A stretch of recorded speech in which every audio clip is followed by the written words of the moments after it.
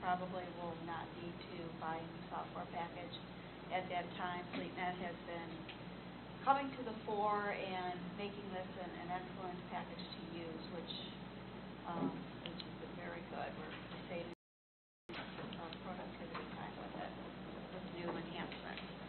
So I'm recommending to the committee that we go with the 3-year maintenance agreement, service agreement. Okay. This is $120 per year, not, or is it $120 for the whole thing, or is it $120 per year? It's $115 for the whole 3 years. For all 3 years? Right. It's a very inexpensive program. Okay. So this is not like 3 one-year contracts. It's 1 3-year contract? Correct. Okay. All right. And over the course of time, then if we were to have 3 one-year contracts, then it would probably be more by $6,000. Okay. Any questions from anyone? Does that make sense? Mr. Chairman, yes. I would move that we recommend forward the approval of the contract as presented. Second. Okay, all in favor? Aye. Opposed? Okay, passes unanimously. Thank you very much. Next item, PSTA advertising policies, and I see we've got some slides. Great. Cindy. I'm Cindy Raskin-Schmidt. I'm the Director of Communications, so I head the marketing communications team. One of the things that we have been responsible for over the years is managing PSA's bus advertising program.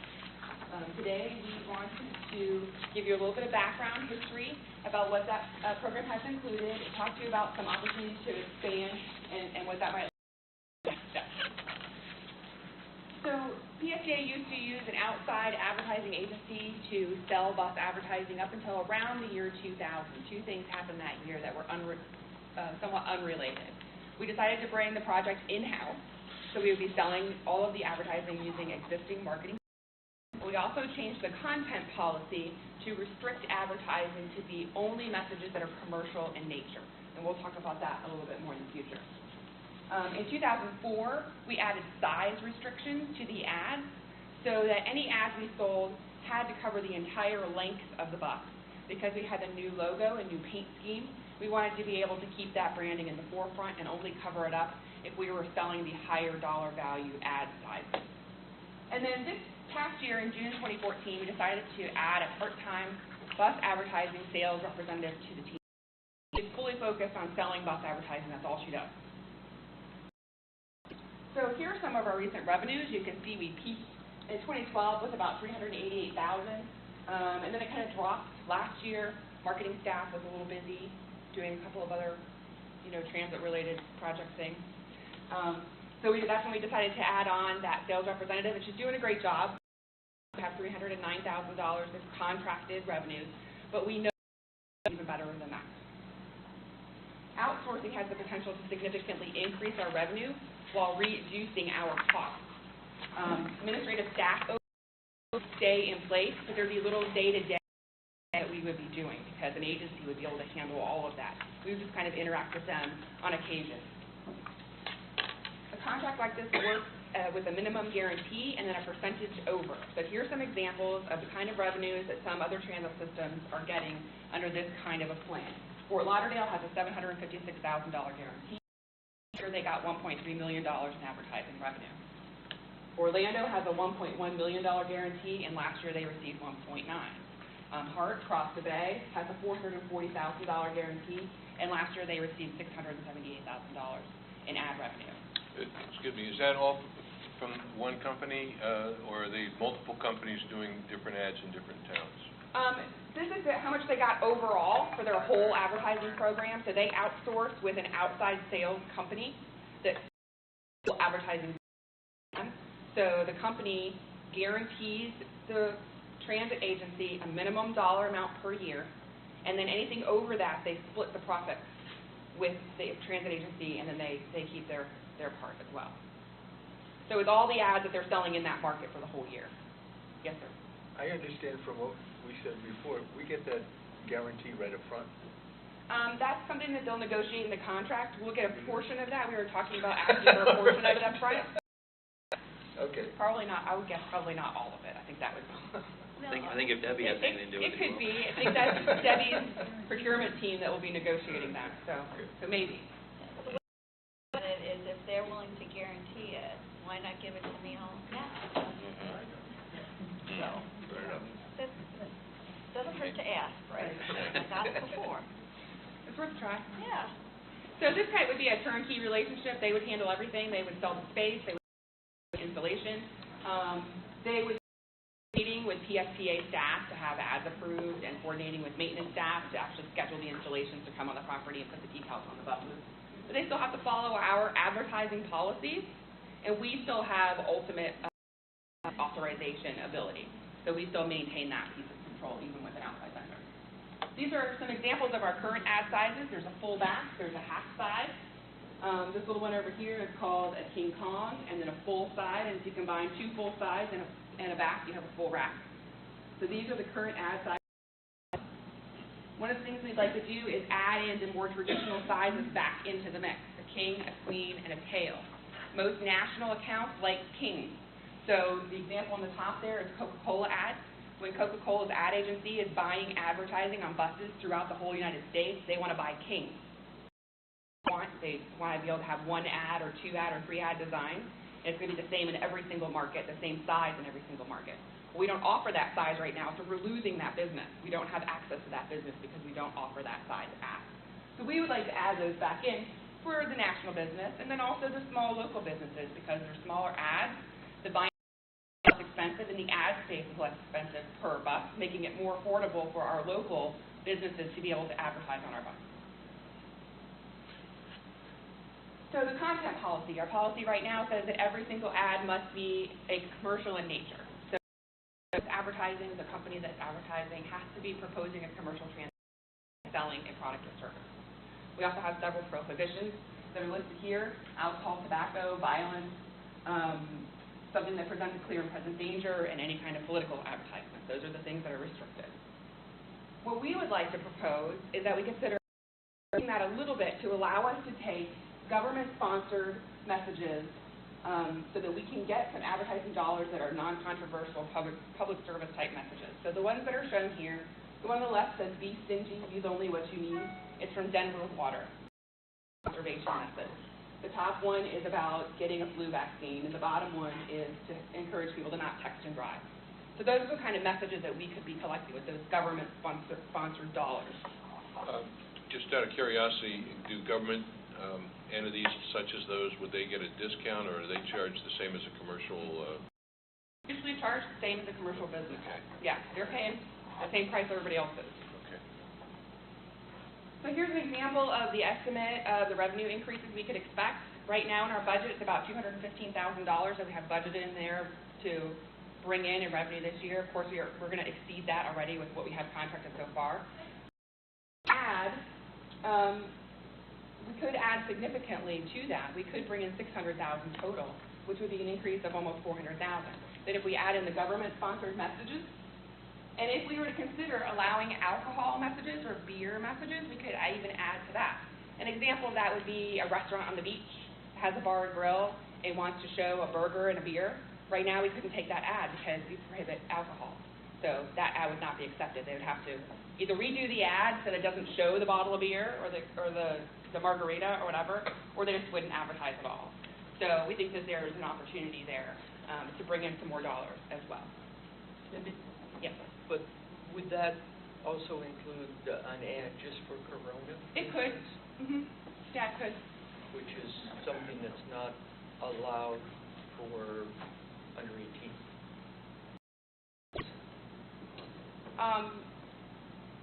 I think there have been, didn't I see someplace where certain transit agencies do not allow advertisements for people younger than a certain age? I don't know. I haven't seen it. You could be right, but I've not seen that. Hasn't Hart either contemplated or they have now opened up to alcohol on their trolley or their whole thing? And in fact, the streetcar takes, and their streetcar actually takes tobacco ads, and they allow cigars because that's very, Ybor-centric. Yeah. And has legal checked that out? On that? Legal has been very involved in all of They've been very involved in the process from the very beginning. They were the ones that, Alan's group was the one that crafted the current policy and the restrictions. So, I'm sorry, I don't know if you've spoken to Alan recently about the topic of either of these, but there's no, like, legal prohibition for alcohol. Okay. There's no There's legal nothing in our prohibition bylaws for the or government anything like messages. that. It's just our, Has to do with that. The board, and Chair Johnson, he was on the board, but Yeah. the board adopted this policy of, described it, and that was after some issues had arisen here locally. Yeah, I mean, we don't want to get any negative, As I recall, it was somebody wanted to advertise a portion or against the Church of Scientology. I think it was Scientology. And Alan told me. So that was where Alan advised just commercial messages. And the one thing I would ask Alan is, if you're allowing a government a public service message, why couldn't you allow a private organization that, say, Save the Whales, for instance? So I'd like to at least explore that with Alan. The content issue of government signage, which has been a problem in other locations. But you say he's okayed this process, or have we really talked to him about it? No, well, he's given me a full history of with the Scientology ads and the history behind coming up with this policy. But he's open to anything that the board ultimately feels comfortable doing. I mean, in my own personal experience, I've been around the horn on this thing in my other transit properties, and had a big front page thing happen in Des Moines, Iowa, where the atheists, we had a policy that was not as restrictive and controlled as PSTA's current. We said we had the right to approval, and the atheists of America or something, they bought some ads that said, they said, don't believe in God, you're not atheist.com or whatever. And people started not wanting to get on those buses. And That's right. and then some employees, some bus drivers, would refuse to drive the bus. And then it's got this whole thing. Well, then we took them off. And then the ACLU, freedom of speech kind of thing. And it got, well, anyway, short is we totally changed our policy. And this is my own personal sort of management philosophy. This is not our core mission. The interesting thing about Cindy's presentation is to talk about the revenue to generate for the buses and to get the service running. And in an urban environment, you all know, advertising is on buses is commonplace. A bunch of court documents about freedom of speech and exactly what people are allowed to do on the sides of buses. What we ended up doing in Des Moines was basically making it wide open. Anyone, political ads, whatever. We're the state capital. We increased our rates, like doubled them, and we kind of created a little holy war because all these churches started buying religious ads against the atheists. Awesome. We like tripled our revenue, and it was very exciting to see what kind of bus would roll down the street. You know, probably offended everybody equally, but we're not supposed to do that here. But Alan has sort of been through all that and crafted this I think a pretty ingenious policy that we have now, where it's only for products. And there have been cases where folks were trying to get ads approved that were not really for a product or service. and so we've had to manage that. It's really up to the board as far as the policy goes, what we feel comfortable doing. But this idea of contracting it out third party would save us time, possibly linking with Hart so that it could be a sale to the whole market and generate a substantial amount of revenue. Even if we don't change the policy at all, it will increase the revenue.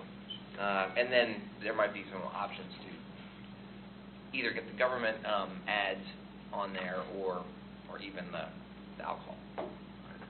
We could probably set it up so if we're just going to do government ads, we could specify a certain type of government ad.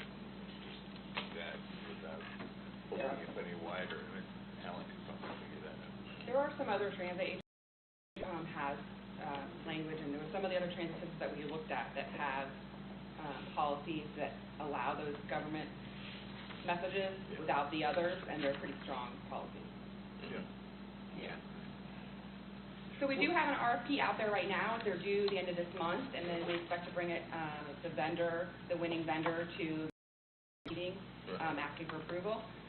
In that RFP right now, there's no expectation whatsoever that the policy is changing. They are all aware that they are bidding based on today's policy. So that will be happening. And then along with that, we will be working on some revised content ideas and language to bring to you at the same time to consider as well. Do they have they figured out what our outsourced revenue is going to be, or is that still kind of in flux right now? Well, as part of the RFP, they have a pricing sheet that each of the vendors that are bidding on the product put in, and that includes their minimum guarantee and then what the percentage over that they would expect that they would be guaranteed, not guaranteeing, but how that split would work over the minimum guarantee, and that's part of the bid evaluation. Hart last year got $600,000, so I mean, I think 600, expecting 600 is not outside the realm of possibility at all. I think that's a pretty conservative number, at 600.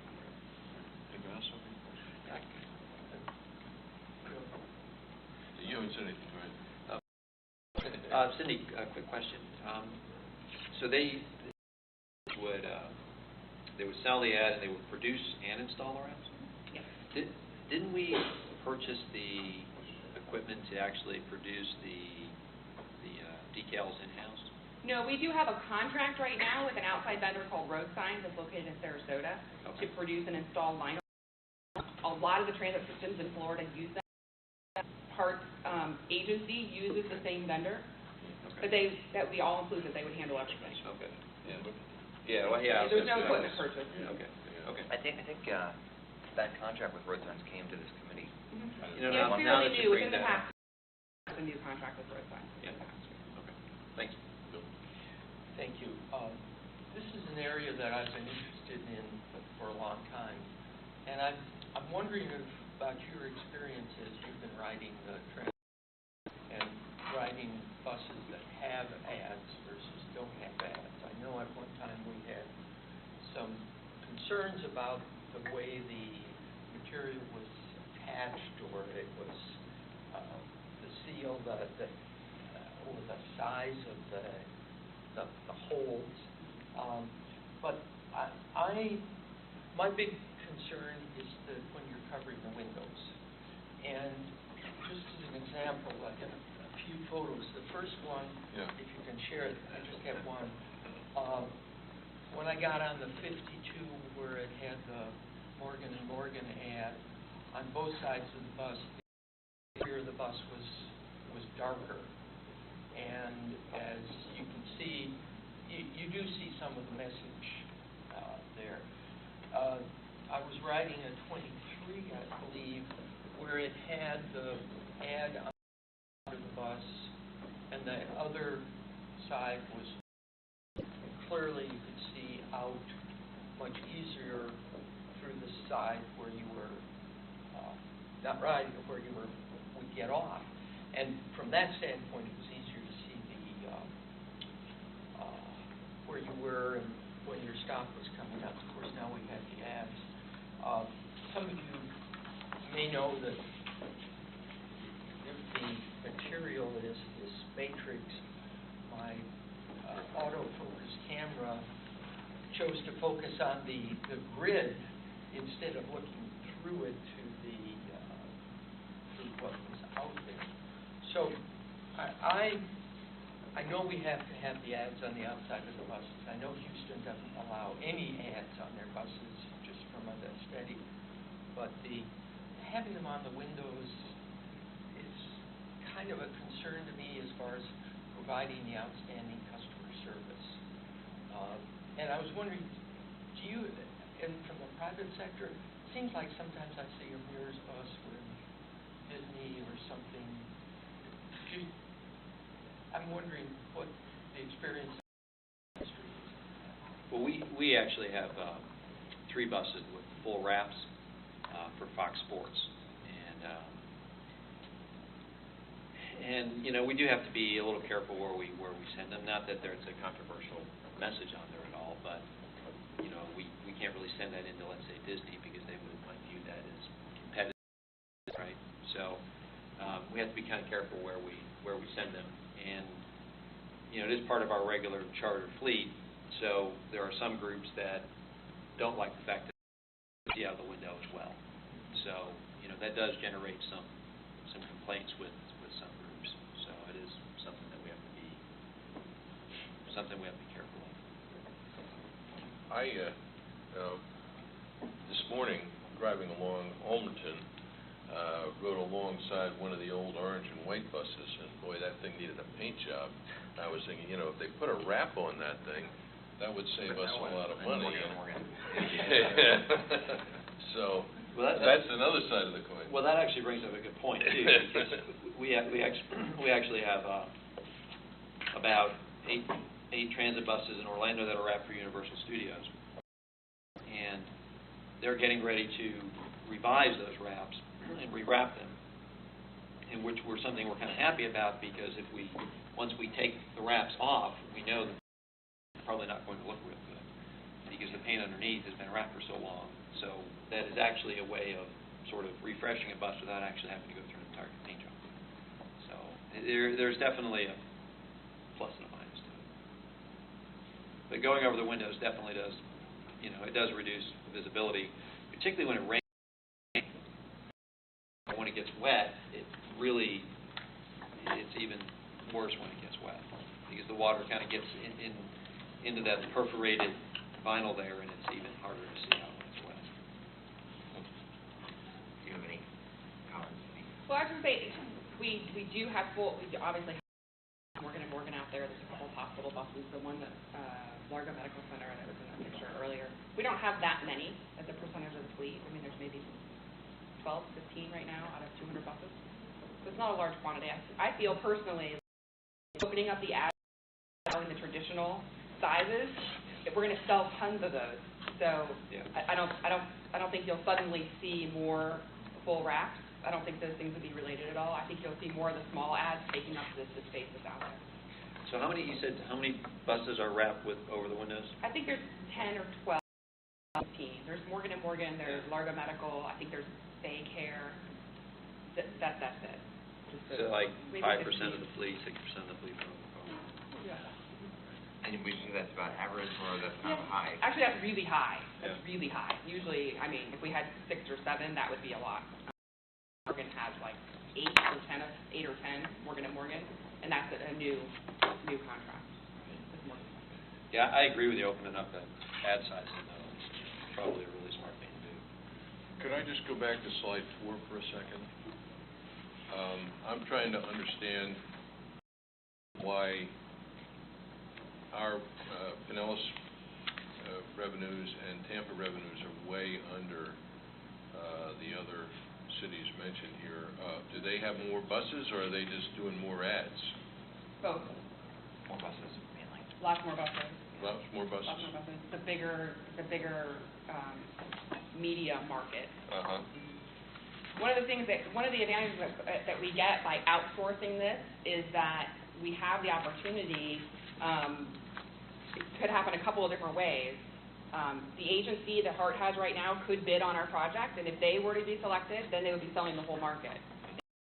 somebody else, then in another year, when Hart's contract is up, they could join onto ours with whomever is selected, and then they're selling the whole Tampa Bay media market instead of just half the market. So right now, they're selling just Hillsborough.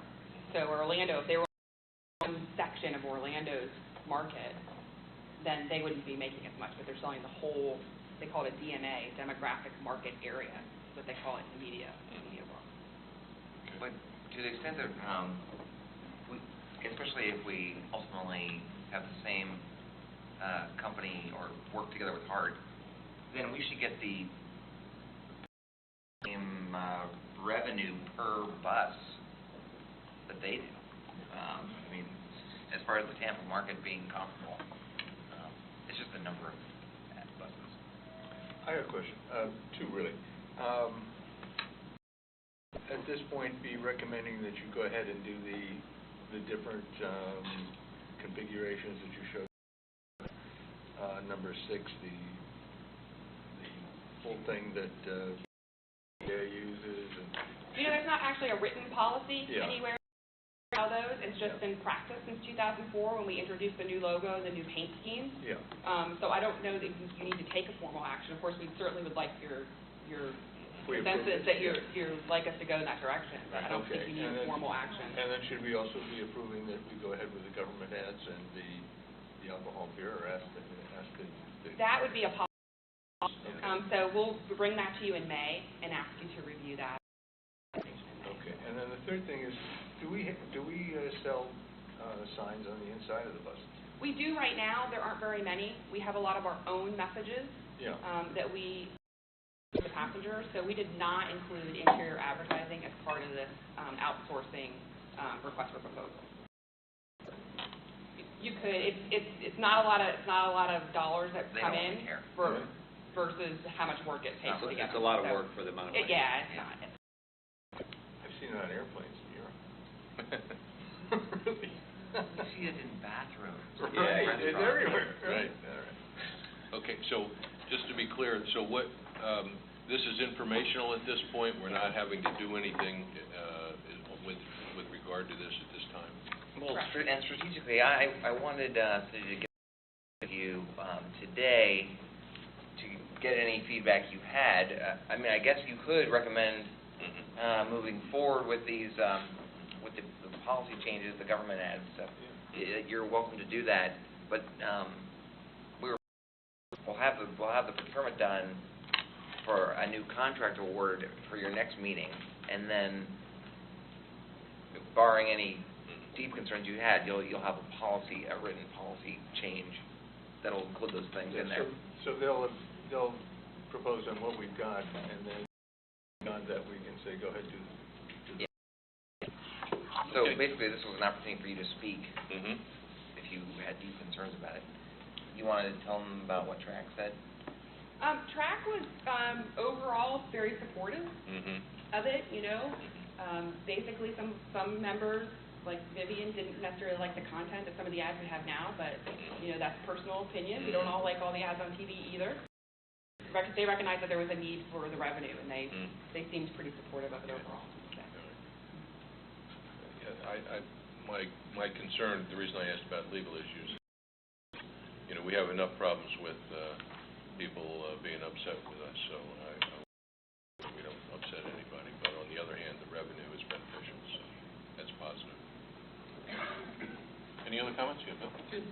I strongly support going with the national, the agency thing.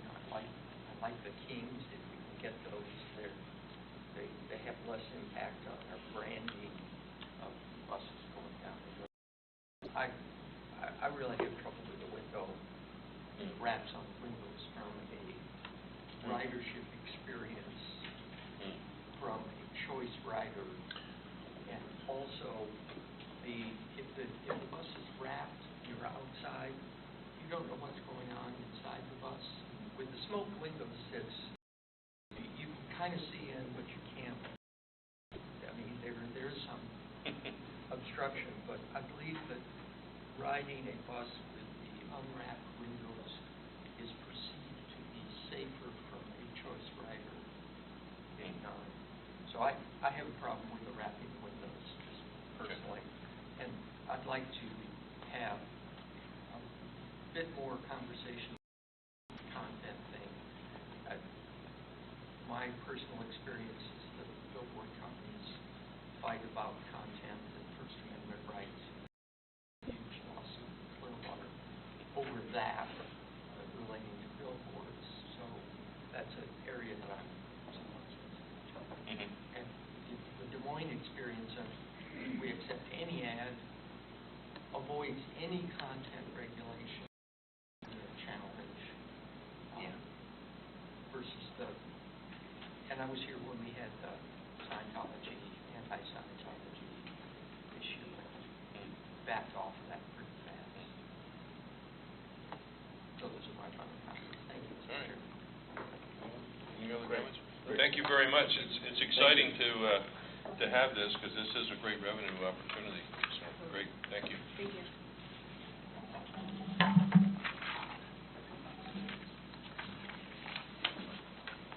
Okay. Speaking of Benchmarking. we get benchmarking. All right.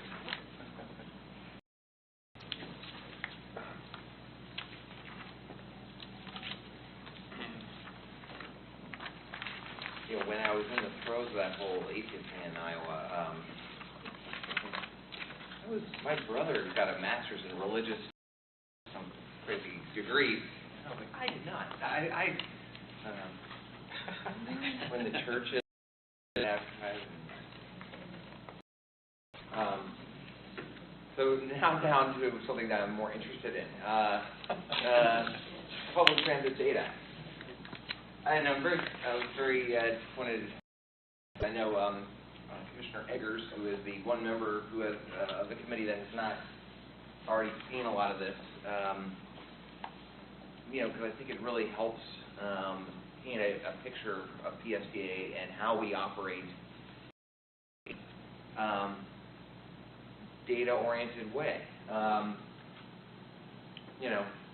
Now with baseball season starting again, you talk about PSDA is very similar to the Tampa Bay Rays or the Oakland A's in that we don't have a lot of money, but so that forces us to make every decision very quickly. Data that we possibly can. I knew that most of the members of the committee had already seen a lot of this stuff. So what I put together here is a lot of the statistics from the annual report that just came out about our data with our benchmarking group that you haven't seen, or some different areas that we haven't talked about before. And then number two, I have gone out beyond the benchmarking stuff, look at publicly available data on some Florida systems, especially related to decisions, based on the discussions that the PSDA board has had recently about use of capital funds for other things, and see what other people are doing on that. I'll go fast to this since we've talked about this before, but the benchmarking, what that is defined as is an ongoing measurement system to improve our performance. The benchmarking group, the American Bus Benchmarking Group that we participate in, it's a very positive group that is working by sharing this data with all 17 members to improve everyone's performance. It's Ministerial College of London, and have a monopoly on this thing, at least for the public transit, that I can tell, because they run, I think, 5 other benchmarking programs across the world with transit systems. It costs us about $15,000, I think it's $15 plus a rotating host for the one meeting a year. In this fall, it'll be in lovely Stockton, California. Okay. We've had some discussions at this committee about that. Yes, there are 17 members that are from across the United States, and the question has come up. Well, is it really possible to compare the data? between, I don't know, Stockton, California or Spokane, Washington is a very different place than St. Petersburg or Rochester, New York. And is it really appropriate to compare data from all these different systems? And I'm going to argue yes, but that question comes up all the time. And so what the benchmarking folks have done is create all of this context data that I'm going to show you. That yes, there are differences between cities and systems, but remarkable how little that is in the grand scheme of things, and how similar it is, public transit is in every market. There's some new things going on in the benchmarking program. We've been now more than a year on putting together key performance indicators for paratransit, for DART. That's what we call it here. And that is harder than the fixed route data to put together, largely because it's contracted out in many cities, including here at PFTA. And so all of this data collection, we've been working hard with Yellow Cab and Care Ride, our two contractors, to get that data in a manageable format and submitted, and so is everybody else. And so for the first time, they're going to have a paratransit, a little mini meeting that Ross, Silvers, and Rita are going to go to in Fort Worth next month, just on the paratransit data. I presented to the Finance Committee before about the customer satisfaction survey. This is a standardized online survey that is one of the cities, and it's actually done across the world in the other benchmarking groups too. And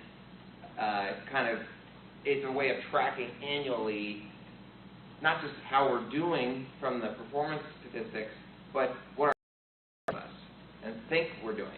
Because it doesn't really matter if the data shows we're doing a great job and we're doing a great job. That we're not focused. Anyway, so the areas I'm now going to talk to you about are pick 5. One thing about context, and number 2 is this question has come up about our empty buses or utilization of capacity, which is something that the benchmarking covers. I mean, the benchmarking program is 257 pages. The annual report covers every aspect of our operations. I don't think it covers advertising policy though, but maybe every aspect of what PFTA does. On-time performance. I wanted to talk about the layover and how efficient our operations are. We had the union, you recall, I think 2 or 3 meetings ago, come to the PFTA board and complain about the routes were too tight and they didn't have time for breaks, and so that is analyzed, and of course financial. So of course there are in system size. And this is my one slide that I list the names of the participants because as we've talked about in the past, the benchmarking program does not really matter whose line is who. You're really only comparing yourself to everybody else and seeing where you rank. But this data is available. This is the number of miles in each city that have bus service on them. It's one measure of sort of size. Of course, the biggest is Chicago, and the smallest is Vancouver, Washington, which is a smaller suburb city across the river from Portland, Oregon. And it's a smaller city. This Chicago that's in the benchmarking group is not the Chicago Transit Authority that runs the L in downtown. It is the suburban bus system that is very large. It runs all of the buses in the outer line counties around Chicago. And I think it is the largest paratransit program in the United States. So they have just an enormous, they run the paratransit for the whole area. Anyway, you can see that we're right in the middle. It's perfectly set, I believe, for this benchmarking group because we're in the middle. There are obviously big differences between Chicago and Vancouver, Washington. Hey, Brad, Yeah, the number hundreds of thousands of miles, what is that? that is miles. That is, there in Pinellas County, there are 900 miles of roadway in our county Oh, okay. that have routes on them. Okay, got it. All right. It's the number of times that we go down those roads, but it's just basically the number of roads that have a service at Have any least service. once. Yeah, Okay. which is not a perfect comparison because, McMullen Booth, East Lake only has service every hour, and that counts the same as US 19. But Right. same thing in all the other systems too. But you can track that with how just incredibly similar public transit operations are in every city. This is an interesting chart for me. At least I get my eyes on. This is the 24 hours in a day and the demand for transit ridership in every city in the system. The demand from 1 a.m. in the morning till midnight of the ridership in all the different cities. And it's incredible how it is the same. Except for this one pink person, but it's just incredible. And what the benchmarking folks have said, this graph is worldwide. In Hong Kong, Singapore, Russia, it's the same. The evening rush hour is always more than the morning rush hour, which I don't know why that is, but on transit, that's the way it is worldwide. And, of course, most people are not awake at 1 in the morning or 2 in the morning. This one green line is Austin, Texas. They run service 24 hours. They've got the University of Texas. Austin is I think their logo is that they are weird. But, other than that, it is incredibly consistent, whether we're here or in Des Moines or Austin, Texas. Okay. This question of, yeah. And don't we usually say that our bus service is pretty much the same all day long? Our service, and you can even, the orange triangle is PSTA, and we're like right here in the middle of all that. Our service is not really rush hour oriented. We run all day, and we have a relatively flat demand, and our service is flat during the middle of the day. This pink one is much more oriented toward the rush hour. Commuters kind of from downtown. I'm not sure which one that is, but I know where I came from in Des Moines, Iowa, because it was the state capital, and state capitals often have that tendency. It was a suburban commuter kind of service, and didn't hardly have any of the day. So now this question of how full are our buses, and the sort of empty bus phenomenon or empty seats. This is a measurement of miles per bus seat mile.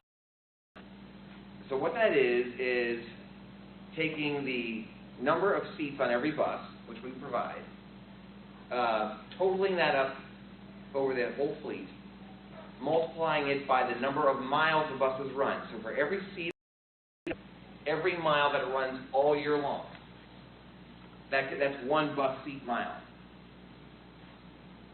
Same thing with passenger miles. Every passenger going 1 mile is a passenger mile. So if there's 6 passengers on the bus and they go 1 mile, that's 6 passenger miles. So you divide one by the other, and you get an aggregate total of, across the entire year, across all the routes, every minute of the day, what percentage of every seat is full? Is someone sitting in it? And the answer for PFDA is about 23%. 23% of all the seats all year long on every route, on every single bus, 23% of the time, they are full. Now, for Spence, that seems like kind of, you can see we're a little bit below the average of the whole system. We have been increasing consistently, probably more than most of the other systems, because our ridership has been going up and we've been generating more. We're filling the buses more.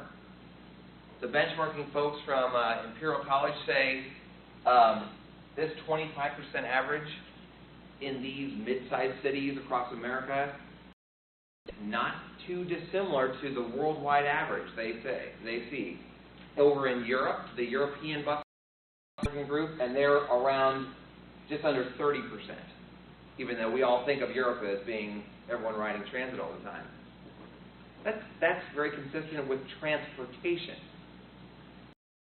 The road system, if you did the same thing for all the roads, every road in Pinellas County, including every city, major road and neighborhood street, and figure out what percentage capacity every single road all year long cars in it, it would be below 25%. It's a very similar measure. We build our roads, we buy the buses, we build our airports for the peak times, the peak capacity. The US 19 needs to be widened not for the middle of the night, but for the rush hour. We need the number of buses we have for the time. Other times, going to have the service, but they're not going to be full. If the buses were 90% full, people would stop riding because they wouldn't be ridiculously packed. The goal is obviously for us to keep working to increase that, at least to the average, but we have to improve on there. So this is an average cost, but for people who get on the 19 or some of the other more heavily traveled buses, I mean, you still have got situations where you've got people are standing still. Oh, yeah. So this kind of gets away from that. It's the average thing, but there are always situations where buses are completely full. So this is, I mean, I'm looking at this and saying, oh, we're only getting 23%, but actually we have got a bus really, really full sometimes. That's right. We have buses that are full, like the 19, leaving St. Petersburg to go north, full every trip, with standees. Then we have other routes like the East Lake Connector that are not so full all the time, and that's why they are on our list to change. It's important for us to move forward with the plan to change, to take our service away from areas where it's not productive and put the resources where it can be productive, and that will drive this number up. Hey, Brad, could you just calculation one more time for me? Passenger miles. Right. Every passenger going a mile. Right. So multiple passengers, if there are 20 people on the bus going 1 mile, it's 20 passenger miles. We total that up across the entire year. It basically works out to be the number of riders, the number of trips, times your average trip distance. So, which I think in PFDA's case is like 6 miles is the average trip length, times 14 million riders is our total passenger miles, times the total bus seat miles for the whole year, the number of seats in our fleet times the number of miles the buses run. Okay.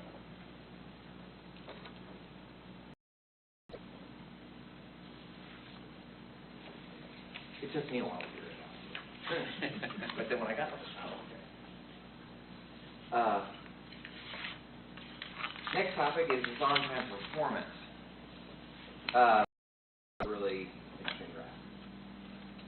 The green bars are the transit systems in the benchmarking group that have gone to a real-time type program like PFTA has gone to. This is makes a world of difference when tracking on-time performance. The real-time system allows to track every single time point across the entire county. The computer figures out if the bus is late or early or whatever, everywhere, every time point, all year long, and we present that data to you every single month. But the yellow bars are the transit systems that don't have a real-time system, and the old-fashioned way that we used to do it, where they have supervisors check at the end of the line at certain spots. And just like happened at PSBA, the supervisors check everywhere, gets you a number in the high 90s. The buses arrive, and they're not necessarily lying. The buses arrive at the end of the line, perhaps, but they might be late or early in the middle of the route, and there's no checking in that. And PSBA used to have a number that hovered between 90% on time, and then we turned on the computer, and we dropped down to where we are now at like 83. And we've been hovering, if you look at the monthly board packet, like in range. You can see we're a little bit above the over, so basically take the yellow ones out, they're not true. We're above average on time. The next question that comes up is, well, are we on time? Have the issue of that the drivers are bringing up, that the routes are too tight. There's not enough time for them to take breaks at the end of the line. And we run a too tight service. So a tracking of how efficient your overall system is, how much layover you have in your schedule compared to running time. It's compared as a percentage of the total hours. PSBA is low, which validates what the drivers have said. We don't have very much the others in terms of extra time that's built into the schedule. Around 8%, when the average is around 13%. These little red and green boxes are then the benchmarking group's overlay of that on-time performance statistics on here. You can see that we are the only transit system of the three that are below average, or low in the providing a relative layover time to its system, that is good on being on time, that is above average or average on being on time. So even though we have a lower than average layover, extra time built into the schedule, we are on time. It's really a testament to our scheduling department that we're doing as well as we, over time, we're doing as well as we are. All these other systems, you can see the greens, these on-time systems, they have a higher than average extra time in their schedule. That is a way to improve your on-time performance, is to have extra time built into the schedule. Because everything happens in every single day, construction,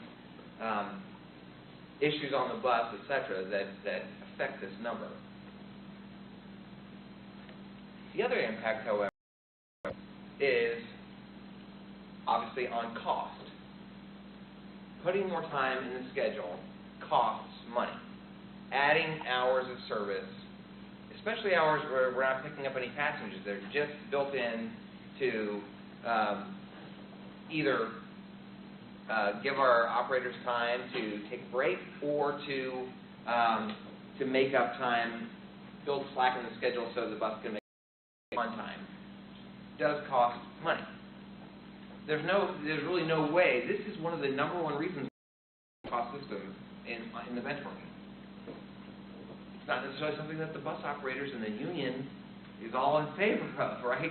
They would like us to have more hours built into the schedule for recovery time. Now, the folks from the Imperial College, they only see this as great. They are all about efficiency and lowering costs. They love PSDA, so that's why they call it efficiency. We are one of the most efficient systems. It's understandable, from a PSDA employee's perspective, they may not think that so awesome. The PSC employees are going, oh, this really feels good. But I have to go to the bathroom. Yeah. So last thing on the benchmarking is just about the cost. If you look at, we're way down, we're the lowest cost operation. Every mile, if you take our total operating cost divided by the miles, is under $7 a mile. The number one system, which I don't know which it is $19 an hour, 3 times, almost the cost. If you add that up, if we were here and not here, that is millions of dollars that we are saving compared to another system. The benchmarking goes through and looks at CPI and adjusts for different costs of living, etc. We're still the lowest by a lot. And that is saving money to our community. They put together this chart because they look at cost in every possible way. And then they have kind of made this nice summary chart. Here we are. If you get a green square, if you're average, you get a white one. If you're bad, you get a red. We are low cost in every metric except for fuel per mile, which we're average. And there's no other system that is as stellar as we are. This one doesn't have any red in it, too. But that's what we're known for, being low cost. Okay.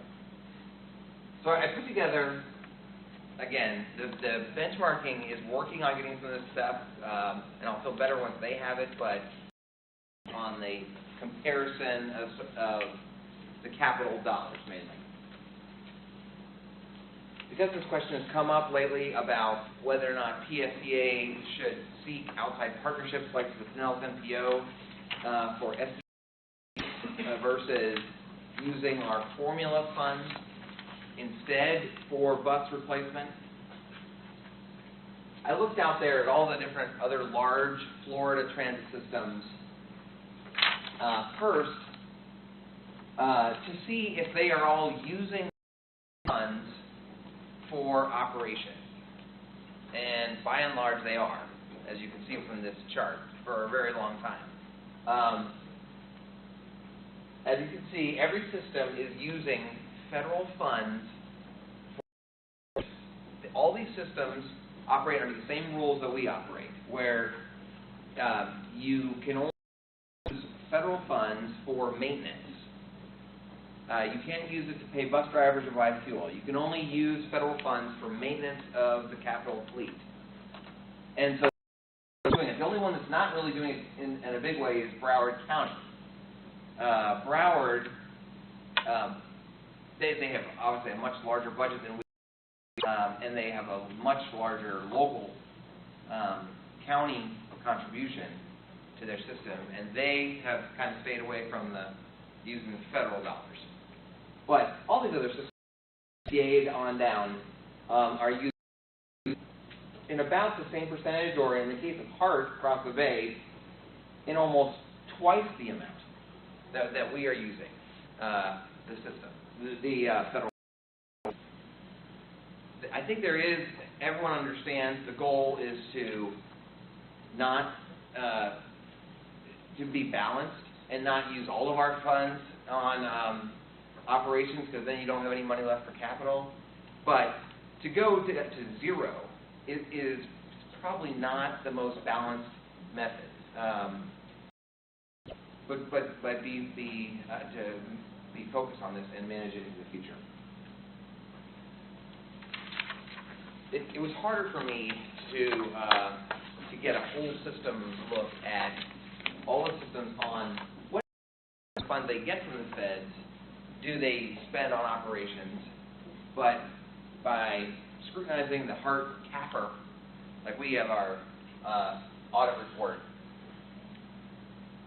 at least our friends across the bay compared to PSTA, have spent more of their federal funds on operations than we have. Right now, their budget this year calls for them spending 82% of their formula funds on supporting their operations, leaving only 18% for capital. But they're able to do that because they get STP funds from their MPO, and they get a huge chunk from Hillsborough County. Hillsborough County's equivalent of a Vanellis, they have contributed to transit capital projects, unlike has happened at PSTA. That is why they can take their formula funds and use it for operations. You can see back in the sort of peak of the recession, or for the end of the recession in FY12, they put 100% of their formula money into sustaining the operations. Definitely trying to look at what other funds do other systems get for their capital program. They're all using some in bigger ways than, much bigger ways than PSA. They're using their federal formula funds for operations. Are they getting other funds to help them out on the capital side? This was the question I wanted to ask, try to find out. And indeed, they are. Almost everyone is getting state and local dollars to help them with the program. PSA is at the top. We've only one time gotten state or local dollars for our capital program, and that was when we had the settlement for the concrete. We got a settlement on the concrete, so that's about $4 million. But otherwise, as we've described, we have been living congressional earmarks under Congressman Bill Young, and then the federal formula funds for our bus fleet and our other capital projects. These other systems have gotten other either local dollars primarily. The state has not put that much in, but even the other systems are getting state money. I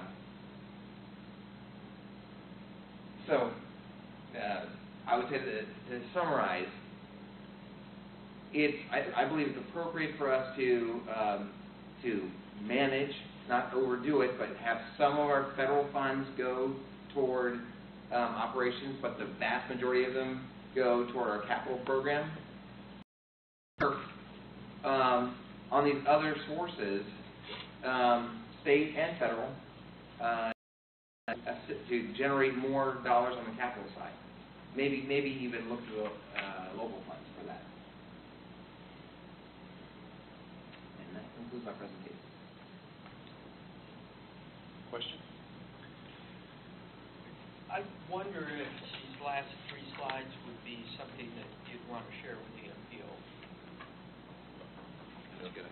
Yeah. And the county. Yeah. With the rest of the board. Yeah. I think this whole presentation is just dynamite. Yeah. Very, very important to get out to the community. I'm talking really to women voters, and I'm thinking next weekend, right? And I'm thinking, well, golly, maybe one of these performance measurement slides is something that I should take with me, because we're pretty darn efficient. And we're also not getting the funding that some of the other organizations are. Well, yeah, I mean, basically the question is constantly, I've been trying to understand it because we see the benchmarking stuff. You think, God, it is so consistent, the issues. And then when, I think any of the staff, or maybe even some of you might agree that when you're out talking to other people in the transportation world, it seems like it is very similar situations that part of PSK is going through, that these other systems are going through. So, how are they doing it that we're not doing it? And the answer is, they are getting other sources of funds that we're not, for their capital fleet. Excuse me, is there anything other than the STP that they're getting? I mean, we're talking about getting the STP funds, and hopefully that'll $4 million. But are there other funds that they're getting, or are there other? Well, yeah, this chart shows that they're getting local funds. Local funds. They're getting county funds. In the case of Hart, basically their infrastructure sales tax, the county commission has voted to, a lot of that was for their BRT project. The county paid for all that. Hart did not pay for the BRT project. And they get money, they've gotten money in the for their capital program, for transit centers and things like that, the TFDA has put into its own program. Orlando gets, well, they get their money from the counties, all of their money from their local money from the counties. They don't have a sales tax or a property tax like PSCA and Hart. But they consistently get some money for capital programs from their locals, and they've gotten money from the state. You can see on this Hart line, on the state, 0 for $300,000 in 13. That was the Hart PSCA merger study. The state has given either of us any money for capital, except, knock on wood, maybe the Senator Latvala is going to come through this year for some money.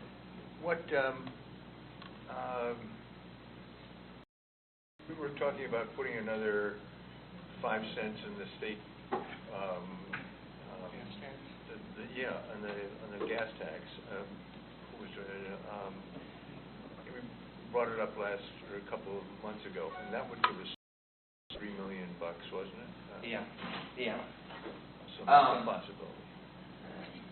We can look at, I don't know which of these systems, I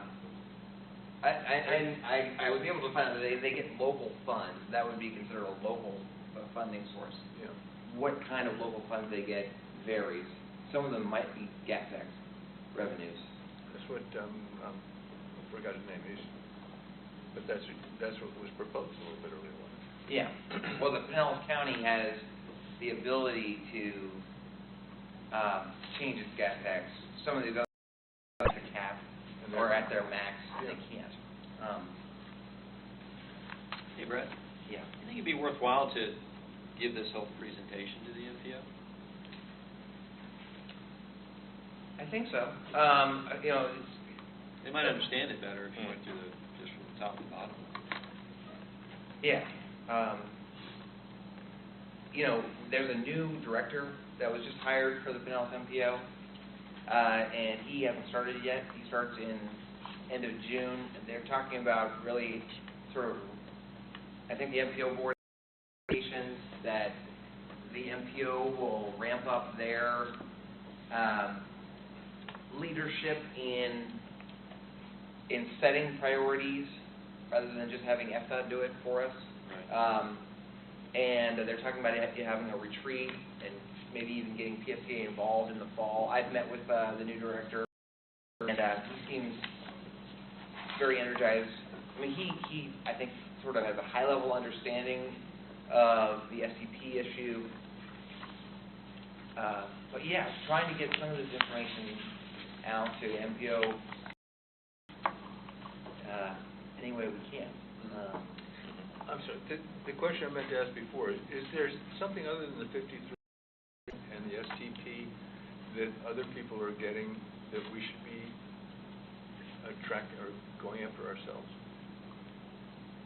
Yes. There are a number of different programs. There's Tiger grants. There is a pot of money for electric buses, basically electric buses. Tallahassee has gotten money from. There are not too many pots of funds at the state level that are for capital. There's park and ride funds. There is matching funds at the state to match federal funds, but not. The state is more on the operating side. But there are federal programs. So we could be going after them. Yeah.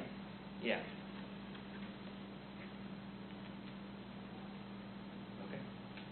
Any questions? Thanks, Brett. Great. Really lays it out so that we can see how we're stacking up. This is good. Or where we can go. Right. Okay. Oh, I had one last thing. When you were mentioning the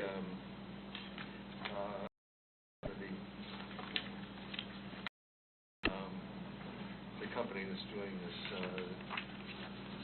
over in London, I think once before, when we were talking about them, they said that they really have got the same ranking as MIT.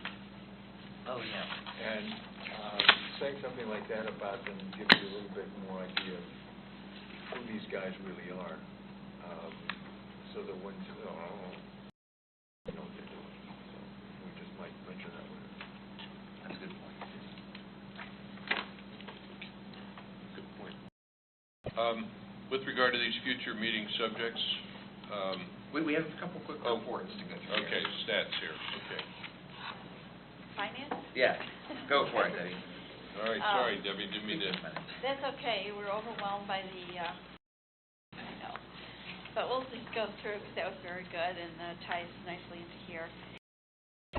We are reviewing the month of February, and in February, we had budgeted a deficit of $604,000, or budgeted deficit of $832,000, it came in favorable, $604,000 for a positive variance of $228,000. As we look at revenues, the revenues were under budget by $482,000, and the key factor in that was the timing of our state grants. One of the grant awards came in late. We will get all the money, it's just a matter of timing. Our expenses are under budget by $710,000, under budget in every single area, so that's all very, very good news for the month of February. If you turn the page and we look on a year-to-date basis, we currently have a surplus of $20 million as compared to a budget of $19.2 million. So as 5 months into the year, we are $755,000 favorable to budget. If we take a look at the revenues are $1.1 million. Two factors on that are passenger fares are under budget, $655,000, and the timing, $620,000. Again, all categories are under budget so far year to date. So we're coming along. We'll be talking about and planning a little bit about fares when we get to the planning meeting for everybody who's staying into that one. If we look at ourselves comparing the budget on a year-to-year basis on the next page, we are basically $1,700 of where we were last year, which is absolutely amazing. On an overall basis for the fiscal year 15 as compared to 14, we had budgeted a 5.2% increase in the overall budget. We are not proceeding with the service adjustments, which means we anticipate a 3.7% increase.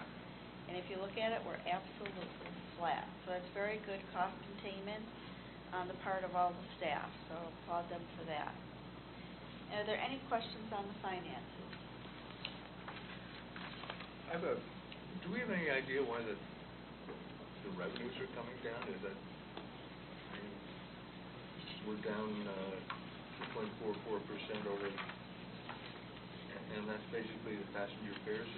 The passenger fares and the revenue as far as on the month basis or on a year-to-date basis. So passenger fares, as I mentioned, we'll be talking about planning on different policy changes that we've implemented. We have a really good idea, and you're going to hear about it in about 20 minutes. Okay. On the grants, it's more of a timing thing. Yeah, it's just timing. We'll get all the money. It's just a matter of the state didn't give us the grant when we anticipated they would. I guess with the legislature, you never can really say, well, we're totally assured we'll get all the money they owe us, but I think we will. Okay. Any other questions? Thanks, Stephen. Okay. So, The other, if there are no other questions on the finance, the other report is the ridership report for March. We had an excellent month. Again, second highest ever March. March is always our highest or second highest ridership compared to October. and we did really well, especially on the tourist-oriented services. I think we're second highest to, not last year, we're higher than last year, but the year before was the highest month of any month ever, of 2013. But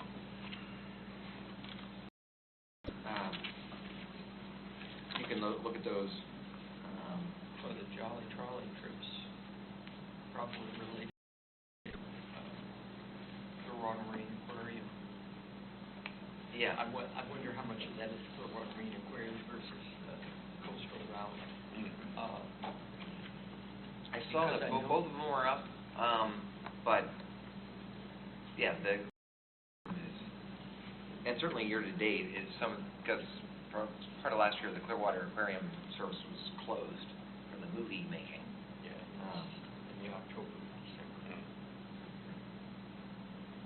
Hey, Brad. Yeah. On-time performance really kind of looks like it took a hit in March. Any thought on why that is?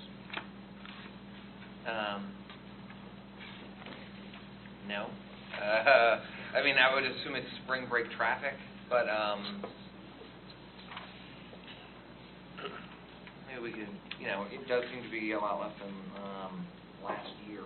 Is it, We can try to look, see what is part of that it, was. when will we have a full year under our belt with the new electronic? We have it now. We have it now? Well, yeah. I think That wouldn't be a factor in that. right, so last year it was 80, the benchmarking showed that our average was about, 83? Yeah. And last year was at 85, and this year's March was 76. Mm-hmm.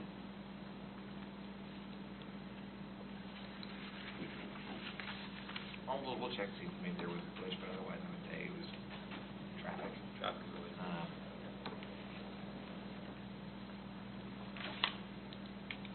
All right, any other questions on the reports? Just Yeah. one thing that I would note is under the title ridership statistics, there's a new kind of explanation there for FTA requirements, each boarding equals one trip. One of the correspondents from Mr. Rask was, and Mike did a report talking about the passenger, you're overcounting your passengers. And so, as part of that, when you look at the ridership numbers for Tampa International Airport, they count the boarding or deplaning. So if I made 10 trips from Tampa Airport, if you counted passenger, I would be 1 versus 20, 40, 30 deplaning. So that, adding that little note in there clarifies what we're talking about. If you're going from and transfer once, it shows up as 2 trips. Right. Going to work, 2 trips. Right. And so I really appreciate the staff tweaking that, making that even clearer. Right. Right. So, But we're working with the standardized version of how to count that, so it's not a lot. we are Yeah. required to count it that way by Right. our federal Right. regulations. Right. So even if there is a complaint about something, we got to just refer them to the required formula. Correct. Yeah. Okay.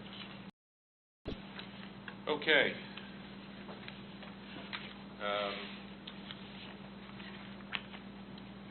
All right, now we can talk about future topics, right?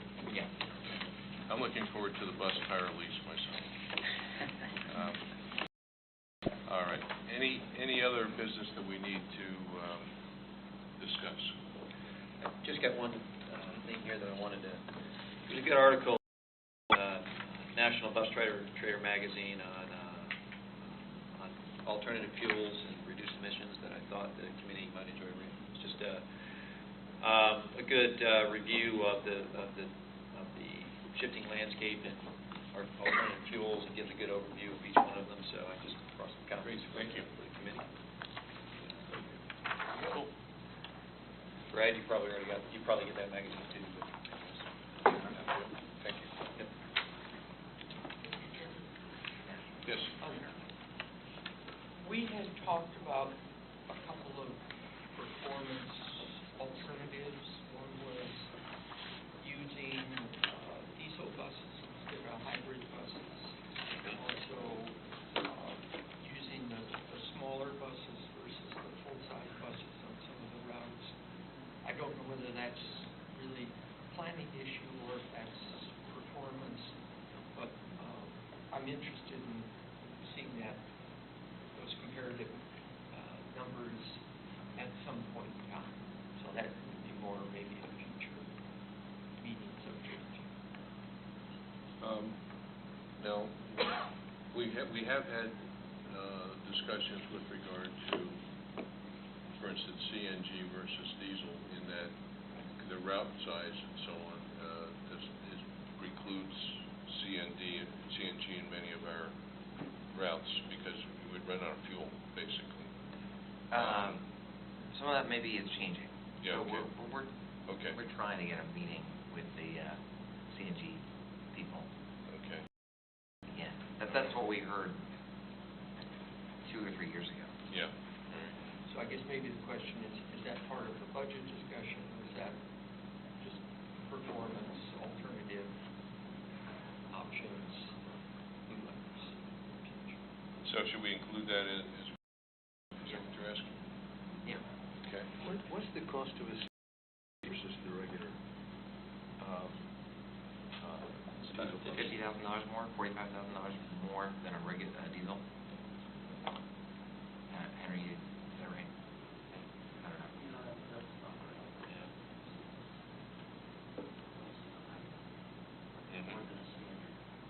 Right. There are other expenses, though, and Hart has just built and I think opened their fueling station, identifying other unexpected costs. Net still might be something we want to look at. That's what we want to try to meet with the See what the folks. options Yeah. I'd also, knowing what the emissions are different, but there are emissions issues also with regard to Yeah. CNG Yeah. that we have to consider. I mean, we have a social obligation too to make sure that we're helping the environment. So Yeah. that would be a concern I would have with regard to that, and the same thing with regard to diesel only, standard diesel buses. So, okay. Any other topics that we need to discuss? All right. Thanks, everyone, for coming, and we're 5 minutes early. That's good. Yeah. Thank you. Meeting adjourned. Hold on.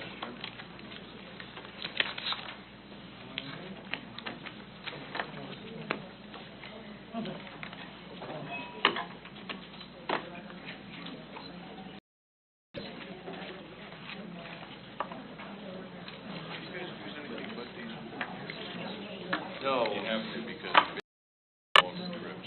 Yeah, exactly. Oh, You're they're going to saying places where maybe there isn't much supply. I know. Well, there's a couple issues on the motor coach side. CNG is not an option because one, the trips, the length is Right. typically, If but you're also. running somebody up to Liverpool in New England or something like that, you can't use that. It's crazy. Well, but not only that, but also the storage. Yeah. Group. Right. Motor coach is already 12 people, so wherever you're comfortable. So the only place you really have a storage capacity would be in the mag space. Right, and I didn't want So to. until there's a different technology in storage, you know, that's, Yeah. and then it only makes sense really in stop and go. Because I have to make a break in situations. between So, meetings, you know. in a highway code. And I hope I don't. I'll turn them. Especially you're running Okay, engine rather not motor, but engine when you're on the highway. So. All right. So for us, it's pretty much. Great. Okay. Glad you're feeling well. Thank you. Yeah.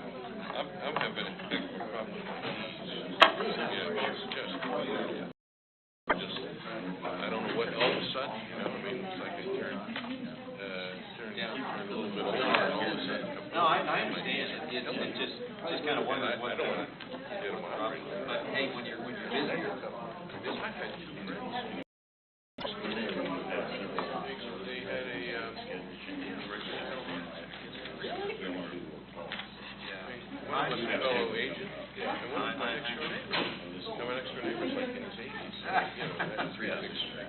The other guy was better than I am. Actually, I think it's fairly recent. So I don't know. I think it's fairly recent. Which is not a big deal. No, they're all big deals. Well, it is according to Compared to DOTs, really are more severe than this. Are they? Yeah,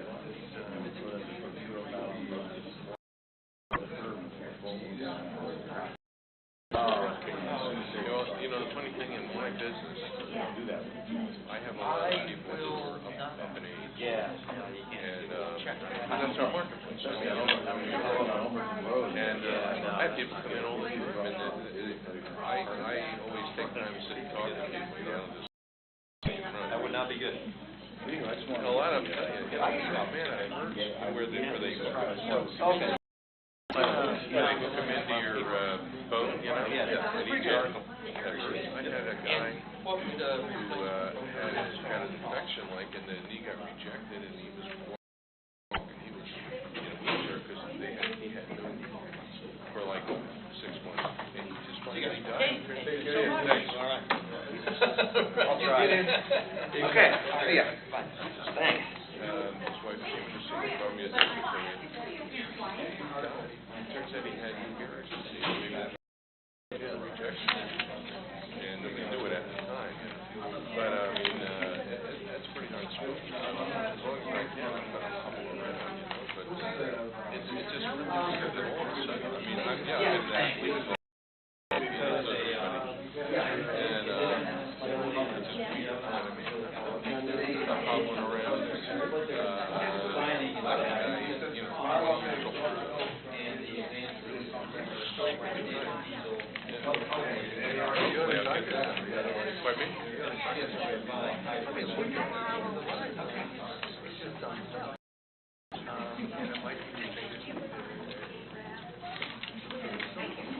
Yeah, well, I've had that. I just had, not silicone, I had some kind of, I think 5 shots once a week. Supposed to build up.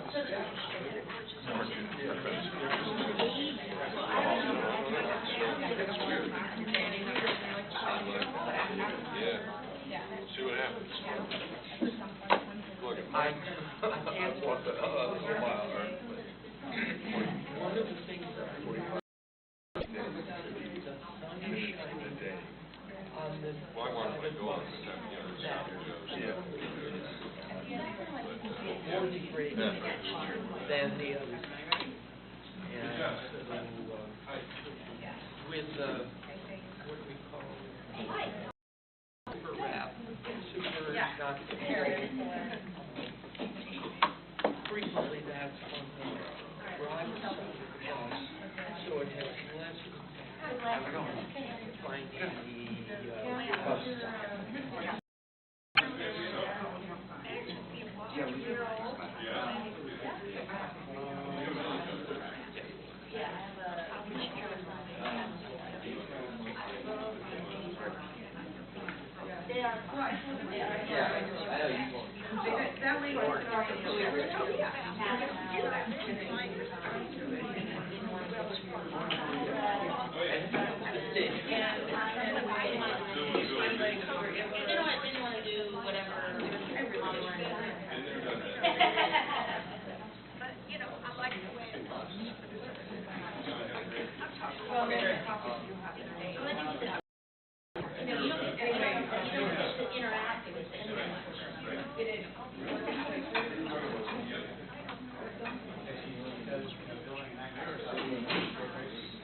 Oh, yeah. Well, that's something that staff.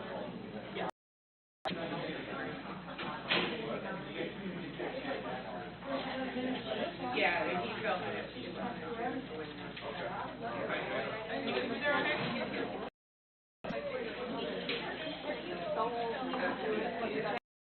No, yeah, my mom told it that way. She said it made sense. It's going to be a CY and the IA.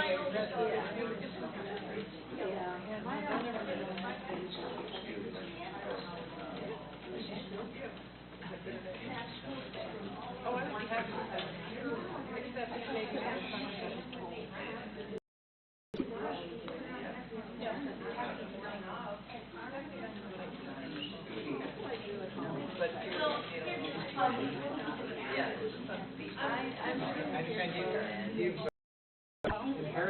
So, to Brad, good job. The one criticism he had is James didn't see the slides in time with my thing. Of course, James vehemently denies.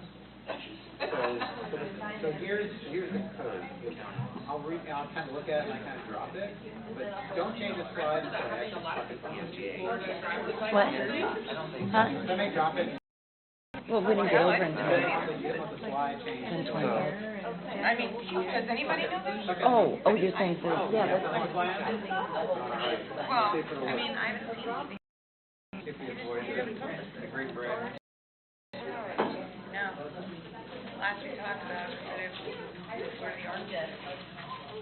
I know you're busy. But yeah, no, none of us know that. Well, I don't know it. Okay, well, maybe. Yeah, I know. Janet. We can set it, yeah. Set it at lunch. Well, maybe. Yeah, I don't think anybody wakes up with it. Anyway. All right, well, so, what about here?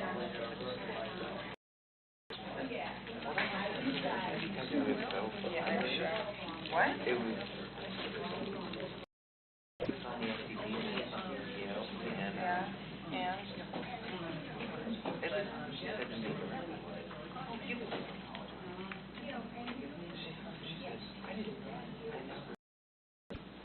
I did not know that all your voices were still young. So, How does she not know that? that's what she did. Now that I know that, and then she says her, that's not what I want to understand.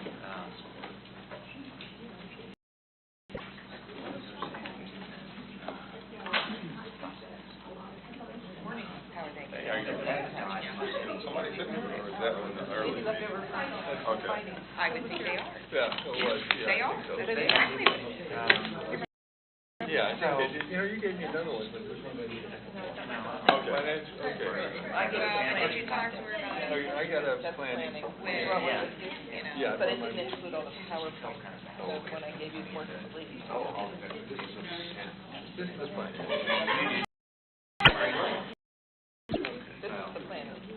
There it is, yep. And it should have all your parts.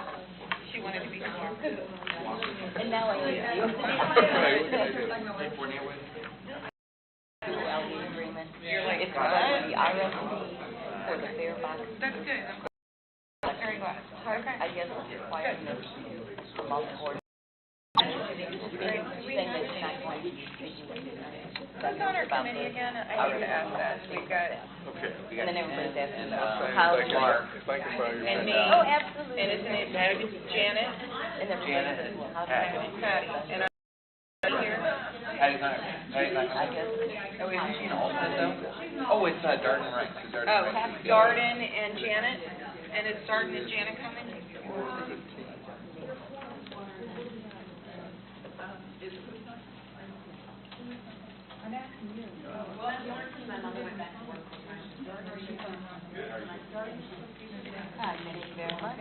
Thank you very much. Yeah. Okay. Can I? Terrific. Really? Wonderful. It's a great thing. Good. Sorry, I got a high school baseball issue going on in my city, so I'm got two mindsets going on now. Okay. Is 3 a quorum out of the 5? Okay, then we'll go ahead and get started. We'll call the meeting to order. Is there any public comment? Seeing or hearing none, move on to our action items. We have the meeting minutes of March 20th, 2014. Are there any corrections? Second. Any further discussion? All in favor, say aye. Aye. Any opposed? I'm a little slow. I think I was also here last month. The planning meeting doesn't show up. Okay. So we'll add Mr. Johnson to the list of attendees. And everybody's everybody's okay with that from the motion standpoint? Yes. Okay. All in favor? Aye. Any opposed? That motion passes unanimously. All right, now, our next item is an MPO letter, which is in regards to our request for STP funds. We did talk about this item at the executive committee. And Ken, if I state it wrong, my head's still into baseball right now. Switch gears. So if I state it wrong, please let me know. But in our discussion, we wanted to make sure that the MPO knew that we were holding off to wait for the new director of MPO to come on board, which is sometime in June, and wanted to work with him. We wanted to remove the multimodal conversation, right? Isn't that what we said? And I think you're the only person that wasn't here for this conversation. I think everybody else knows. For your benefit, MPO meeting we had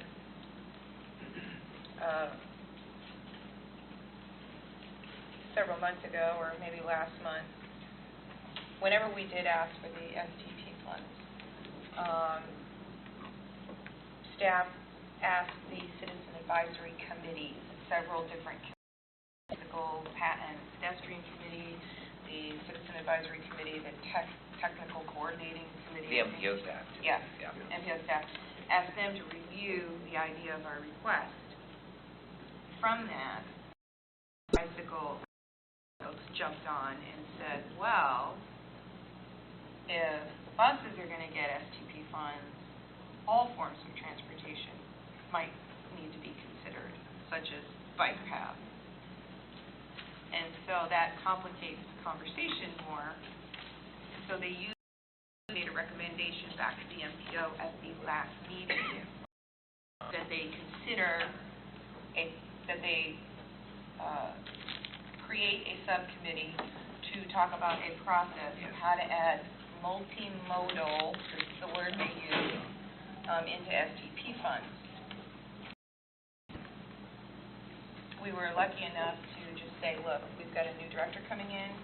Let's not even go there at this point.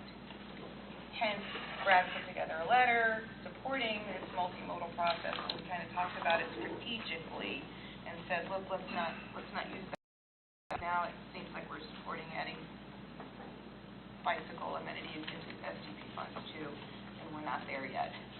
We're just fighting for bus money. Yeah. So just so for your background information. So The only thing I would add basically is that the executive committee, which 3 of the 4 people here are on, discussed whether or not to send either no letter or just hold off until the new MPO process, the new executive director and the new process goes forward, or to send a substantially revised letter, as Mayor Pajelski just described, that basically said kind of more of an informational letter to the MPO saying, this is what PSCA is doing. We're working on a path forward strategic plan. We're looking to use our own resources first, and we look forward to working with the new director and that gets going with the understanding that that's not going to get going right away. That's probably going to be a couple of months out. And that was based on the MPO just a week ago, deferring that discussion until the new director came on board. So I took since last Friday's executive committee, I took a crack at a draft letter that's in your packet. It mainly does what Chair Pajelski just said. It still alerts the MPO as to what our priorities are. It tells them what we're doing, but expresses a desire to work within their expected new process. Yeah, I was just, the first letter that we did, I was totally in favor of it, because it said basically, I know that you've got to you've got to do your planning, and we've got to do our planning, and it looks like the planning can go together. And when I read this, It's a watered-down version. Yeah, because this, when we're talking changing the PSTA's plans, we're talking about what we're doing, but it doesn't sound like we know when our when our systems are going to, we know we're putting in, we're adding 10 buses. All of a sudden, it looks like we don't know what we're spending, and I would expect somewhere in here to say, at some point in the next couple of years, we're going to be running out of money. We know what these are, and we'd like to talk to you about what you're doing in the future. But we don't have any. They're saying, it just says we can put this off for some sort of, but I think we should say we know what our expenses are going to be, and we want you to need something from you. If there's these other people got a multimodal thing about it, fine, let them put in for some bicycle stuff, but that doesn't have to affect us that much. And, so put some of the money in the bicycle. I just want to let them know that we think that money from them, just like every other place gets it from. And I think we ought to push for this. And got this letter, and I were the guy, I would say, well, that's very nice, but at some point they'll get back to me and tell me what they need, and this doesn't tell him what we're going to need from him, and I'd like to do that. Well, and two things, and I generally support the letter. One thing, which is in line with Commissioner Dyke, and I know we don't want to wordsmith this a bit. When I retire, I want to be a writer, so okay. I'll have to try to rein myself in. But under future collaboration between PST and Pinellas, I would just recommend we take out the word. It says we are not recommending an immediate or funding request. I would take out or specific, and that kind of again points to we really don't know what our needs are. We do know what the needs are, but we're just not making an immediate request. So I would recommend we take out or specific. And on the second, was this highlighted on yours or did I? I think you did it. Okay. So where it says eliminates the immediate need for federal STP funds. Where's that? Top Page of the 2. second page. Oh, yep.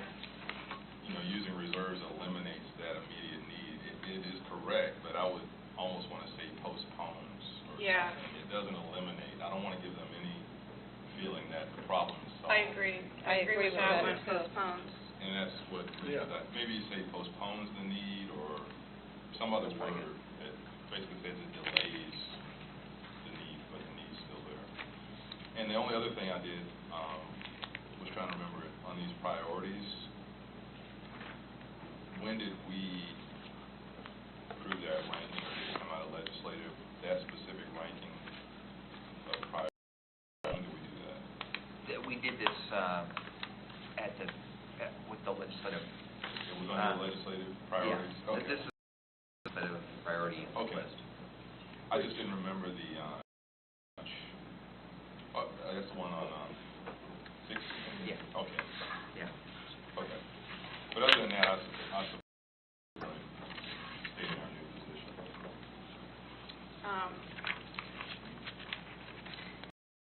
understand, Mr. Dayton, what you're saying. We could put, just so people understand the enormous, a little blurb that says, and I'm not going to use the right numbers, we have $10 million in needs and only funding for 8. Or, we could do that if that would make you feel better. It really was about being strategic. Everybody at MPO heard the conversation. Yeah. Our strategic goal was we didn't want to encourage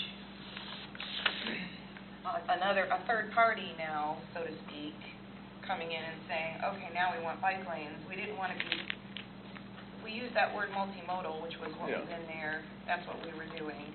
We didn't want to encourage this process. In my conversation at the MPO meeting, I was able to say, I think we should hold off on having these conversations until Mr. Blanton comes, for that very reason, not so that they wouldn't form a subcommittee and start making decisions or taking ownership of a process that we don't even good. And that's what happens. People take ownership, and then that's what they want. We didn't want any of that to happen until all of us, as PSTA board and MPO board, could sit down, or Brad and Whit both, and kind of talk about how this all works, because we don't think that some of the MPO members even understand, not that they're not educated, but we don't feel that they understand the workings of the STP funds. And so instead of going into all of that, and let's remove the pieces of that letter. Okay, just wanted it sounds like we really know what we know what we're going to be doing, and we've recognized it, and that we're going to need some help. Commissioner. Yes, thank you, and I apologize to everyone for my tardiness. But I am listening to the conversation. It occurs to me that I think we might want to reconsider or think about a higher level of strategy and vision, because in all of our conversations about revenue, whether it's here or at PSTA, if it's on the county commission or in the city of Dunedin, it would be almost irresponsible if we, as public policy elected officials, weren't thinking in terms of how do we get doing things in a different way. And as it relates to transportation, it seems to me pretty obvious that the federal government is having these discussions because their dollars are running out and the revenue coming in isn't sustainable for the needs of infrastructure for the whole country. The state of Florida is in that exercise. And in this communique with MPO, it seems to me, I like this paragraph where it talks about a new partnership with MPO, and that I think we all have a responsibility, members that sit on MPO, to ask them to rethink that just because this is the way they've always done things doesn't mean that's the way we keep on doing them. And this whole business with these STP funds, they're stuck in the way things have always Right.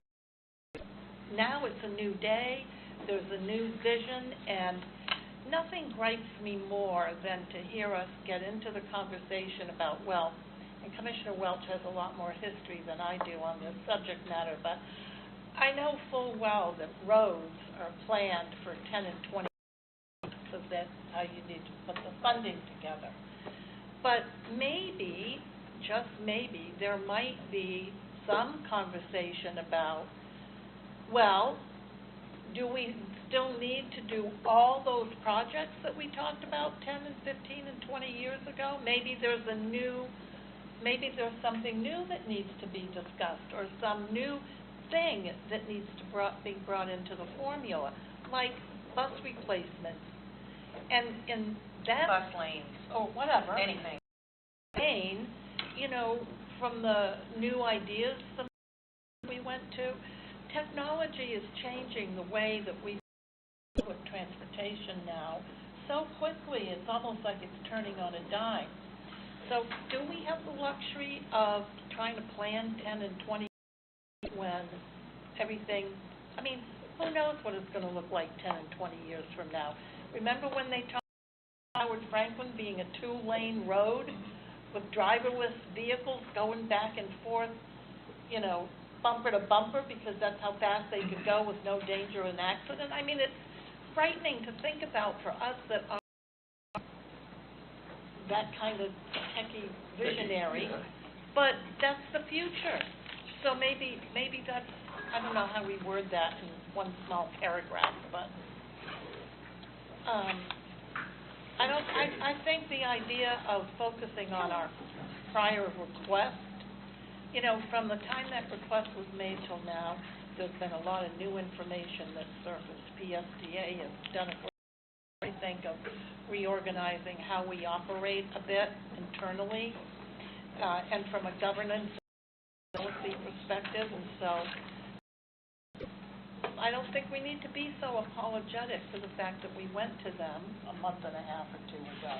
Let's just talk about how we want to move forward with building partnerships so that we're all working.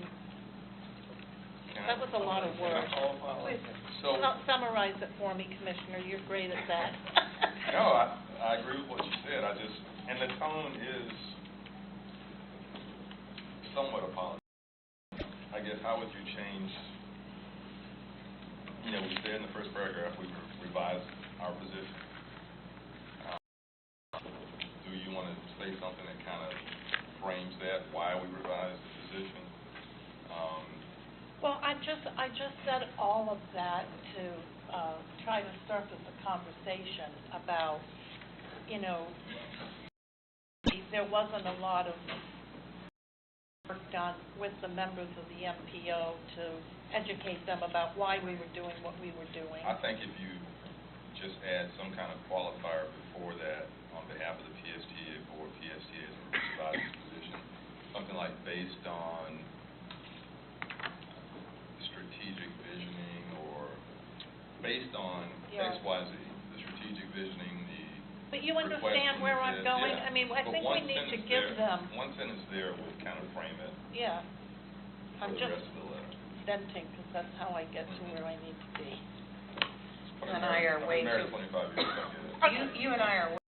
Oh, I do a lot of venting. Oh, lovely. No, but I mean, in No, it talking is. It's through true. it, It's true. I just was trying to see if anybody else agreed We're that talking maybe about we the needed to preface this with a little bit of an explanation. We're talking about putting a qualifier right Welcome, here. Dorothy. Yeah, my apologies for being late today. Right, and, And I think that's a good idea. Do you? yeah, let me just say,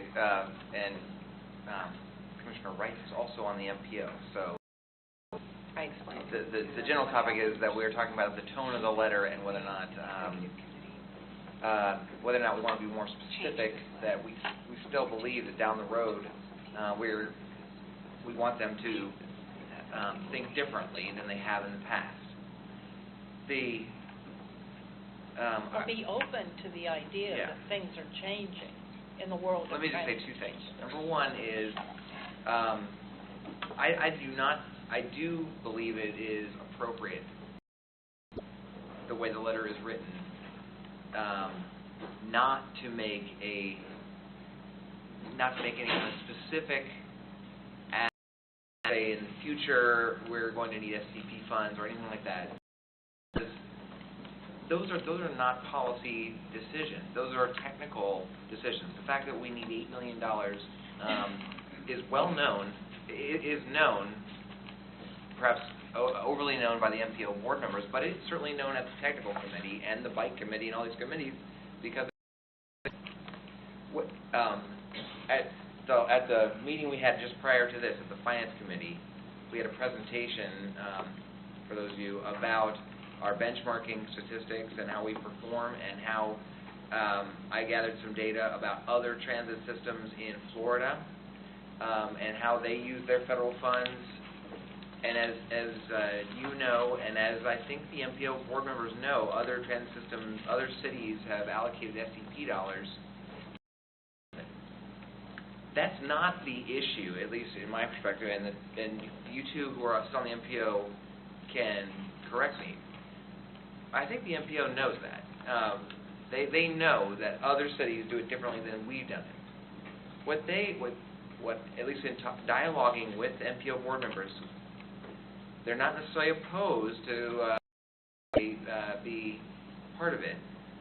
But what they really need to understand is the impacts on their already approved priorities, which are 100% roads, yes, but even if they weren't, they would still want to know that.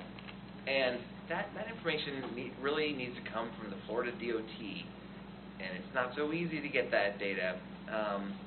So that's why it's going to take time. It's going to take time for the MPO's technical folks and Whit Blanton, the new director, to be able to articulate the impacts, the true impacts, which and Cassandra can weigh in on this, I think are actually not that significant, but to have them feel comfortable that if they make this change, they understand the impacts. And so, to that point, I don't think we need to make any kind of bold statement or kind of warning to the MPO that we're going to come back and we're going to expect some money.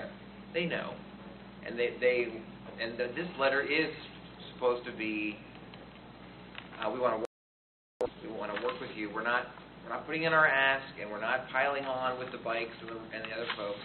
It is strategic in that manner. That's what the executive committee talked about last week. Can I have a clarification, Ms. Walters, there? When you say they know, are you talking about MPO staff or the board? I would say both. It was a specific discussion at staff level. And I'd be concerned if some of the MPO board members aren't as tuned in to our meetings. I think they are very tuned in that we asked for funding. Right. And they're not. That's different than our needs. They're not tuned into Which this. is different from our needs. And so I think for those board members, especially the new ones, we need to kind of ingrain that this is a need for PSTA. It's a legitimate PSTA need and not just something that we threw out. But I know. Yeah, I just want to say that in the letter that Cassandra did before, we said this is something that we'd like you to be thinking about for your 2021. They're talking about that kind of a planning, and that's where we're really coming from too. So if we can say to them just what you're saying, we don't want to take away from what you're doing right now, but we want you to be planning or to understand that this should be part of your plans. They already know that, though, just to interject, that what I had said in the meeting, if I remember correctly, Again, they were talking about the goals. We had made the ask, that ask went to all of these subcommittees to be discussed. Their recommendation was to create a subcommittee, analyze priorities, road, bus, and including bicycle, and they used the word multimodal. They wanted that process to start. So they were actually going to, if we had said anything, they were going to move forward to analyze our request. They know we're making the request. Yeah. All I said, and it's been a while, so all I said was, we should go to that next step yet. Hold off until the new director comes.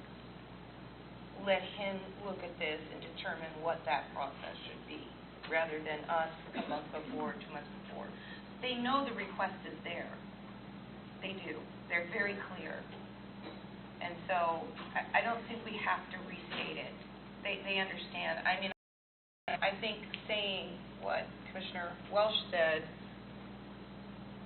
on page 2, I think you said postpone the immediate need rather than eliminate the immediate need. And the more specific deletion. Postpone, that's here, postpone the immediate need. I think it does, it's reiterating the vote that was taken at the MPO board, that we're holding off until Whit gets here. Well, we're not asking them to do something right away. We're asking them to consider doing something in 2 years or 5 years. And if we say that, I think that's quite clear then. My personal feeling, just what I feel sitting on that dais at MPO, I feel if we become a little more specific in that way, they're going to be like, well, didn't we just decide to postpone all this? Now what's happening? I think it's going to confuse them. I think it might aggravate them. And I don't want to see that happen. It's just my strategic feeling. I could be wrong. Well, you think they're What not... do you think, You Dorothy? think they're not going to have another request?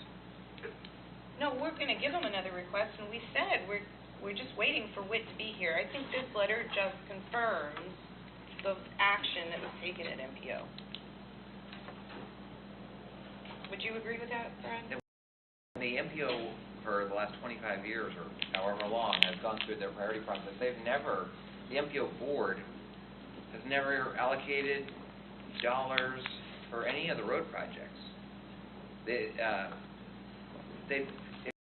listing list the MPO has, it just lists names of roads. Yeah. It doesn't have any, it is the technical folks, it is the Florida DOT technical allocate the STP dollars. There was a big debate about how much money Pinellas County gets in STP because it's all within the DOT. It is a technical decision. And then, as Mayor Bajalski just said, I do agree with her that when we went to them in February, it was the first time that someone had said, we want $8 million. And we have now communicated to the majority of, you're probably right, not all of the MPO members, certainly all of the technical folks, that we have a new process in place with the SDA. We do look forward to a new discussion at the MPO, but understand that Whit Blanton is coming on board, and we look forward to working. I think it reiterates our willingness to want to be partners with MPO, because that was also when update at MPO. I said what we're doing is talking about our strategic path forward, and part of that is looking at the MPO as the lead transportation agency. I said something like that, didn't I? Yes. And so I left them with this idea that we're looking to them to have a bigger voice. And so, given the previous conversation in the meeting and that conversation, to me, this sort of reiterates all of that. And just says, we don't need those STP funds today. That's it. Sounds better. Thank you. Okay. Yes. So my thoughts are, and again, I'm trying to recall all the nuances of the conversation at MPO, but my main takeaway, number one, was there was some angst and concern over kind of like a sense of loss, like our request would somehow mean bumping projects, or interfering with the progress of these projects underway on Highway 19 that have been underway for decades, and now we want to snatch money away at the last minute. So, I mean, I sense that maybe there's some work to do in level setting the conversation, and we did, as part of that discussion, when we come back to it, we did ask staff to provide more information about the STP list that would help maybe inform a better discussion, but I sense we have maybe a little bit more work to do. And it was my sense that as a whole on MPO that there maybe just isn't the clearest understanding of what the flex funds are or how much of the flex funds have gone into some of the other projects. And then, I do have a about the letter. Generally, I just like to see things phrased, more positively. So, like, a couple of phrases kind of jump out, like, we are not recommending an immediate specific funding request. I'd rather phrase that positively. Or what are we? Wells just said the same thing. Okay. They said we are holding off on our STP funding request for now, or something like that. I just took out for specific.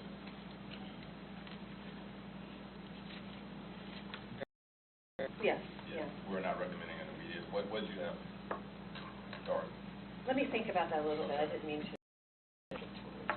But, and there's something about the phrase change in PSTA plans that, I mean, I would rather see that change. Why don't we put PSTA's path forward, but change in PSTA. As the subheading. Yeah. I know the chairman's waiting, but I've got something that ties into what Darden said Okay. on that one. Okay. We talked about the last sentence in the first paragraph, Darden, which says on behalf of the PSTA board. And I suggest we have a different beginning of that sentence than what you just said. If we said, based on our ongoing discussion of strategies, priorities, and fiscal options, has revised its position.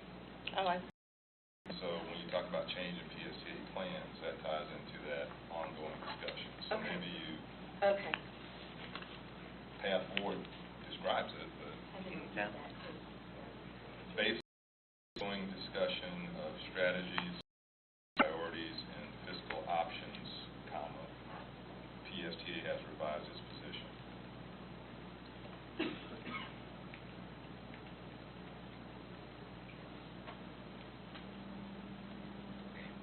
And you can have some heading to replace changing PSTA plans that ties back to PSTA's path forward. Okay. fits. Okay. Evolution, path forward. What? Evolution, PSTA's path forward. Plans.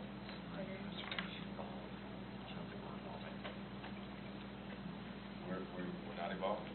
Well, we're not like Lucy the Ape, or something like that. I think it's more direct if we just say PSTA's. Anyway. Yeah. Yeah. Yeah. for now. For now. Path Yeah, forward, for now. you understand intuitively and immediately. Evolution Yeah. makes you think for a second, like I agree. evolution. I agree. Right. Okay, so we've made some changes. There should be a better sentence, which was just described in the first, at the end of the first paragraph. The first sentence of the second needs to be more positive, or take out specific funding request. The heading paragraph should be PSTA. And on the second page, change the word eliminate to postpones or something to that effect. Yep. All right. Yes, Mr. Johnson. I know I'm not on the committee, but just sitting here and listening to this and seeing this for the fourth time, something clicks in. Where we say PSDA's priorities, we talk there about improvement, but we don't include in that paragraph what the Chairman Welch talked about in our evolution, changing our existing system and reacting to the fact that we have some challenges in our budget. We're going to be adjusting routes. We're having to reduce some. It looks like we're just expanding. And Good point. Well, don't you think the fact that we're talking about priorities indicates that while, I mean, all of what you just said, Bill, is kind of a given for everybody that's been following the PSTA projects and stuff, but, you know, people probably do have an interest now in, well, what is the priority now? I don't see it as expanding. We do have in the earlier paragraph, it says, talks about, one of the principles of the planning effort for PSA is to consider all cost reduction and revenue options within its own authority. But we could,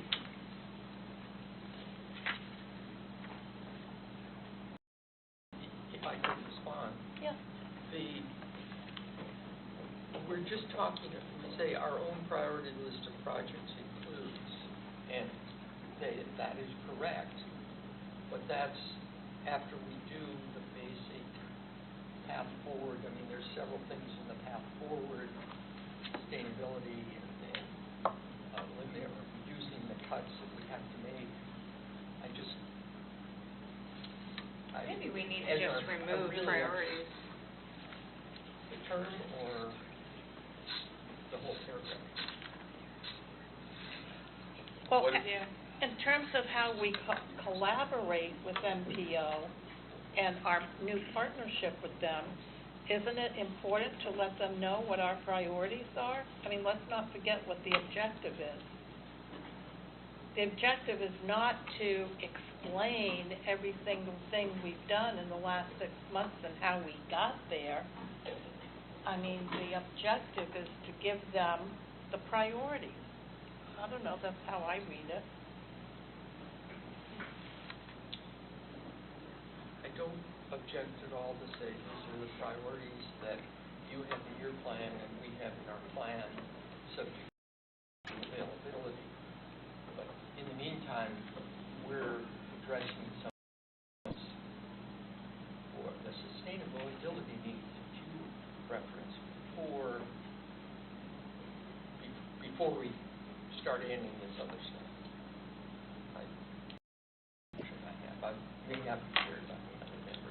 I wonder, frankly, if we should even put the priorities on here, because our path forward includes the collaboration with MPOs. And let me just step back and say, we say our own priority list, PSDA's priority.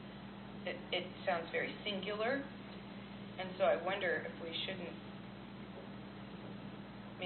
our priorities be the same as the priorities of MPO? No, well, they're two different, I mean, No. are the transportation, But they are the transportation authority. So Well- shouldn't they be similar? Do you understand what I'm saying? I do. Versus, It was and if we're looking to collaborate, do we even want to put this on there at this point? Well, Shouldn't those priorities be together?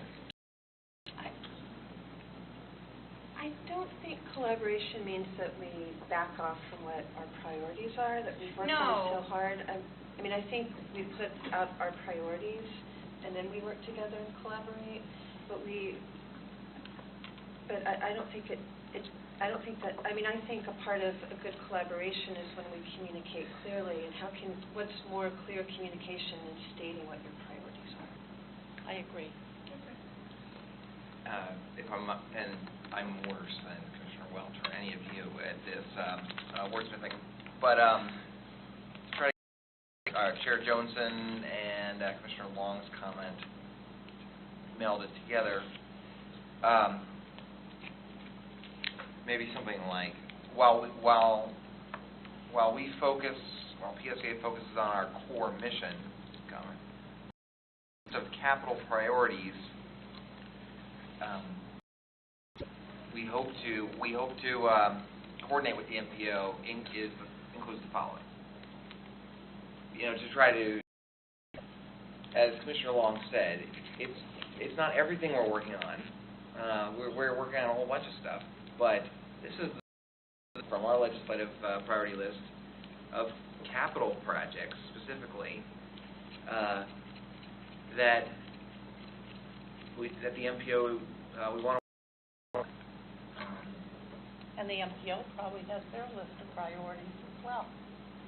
Yeah. So, I think maybe you just have over and above our core mission.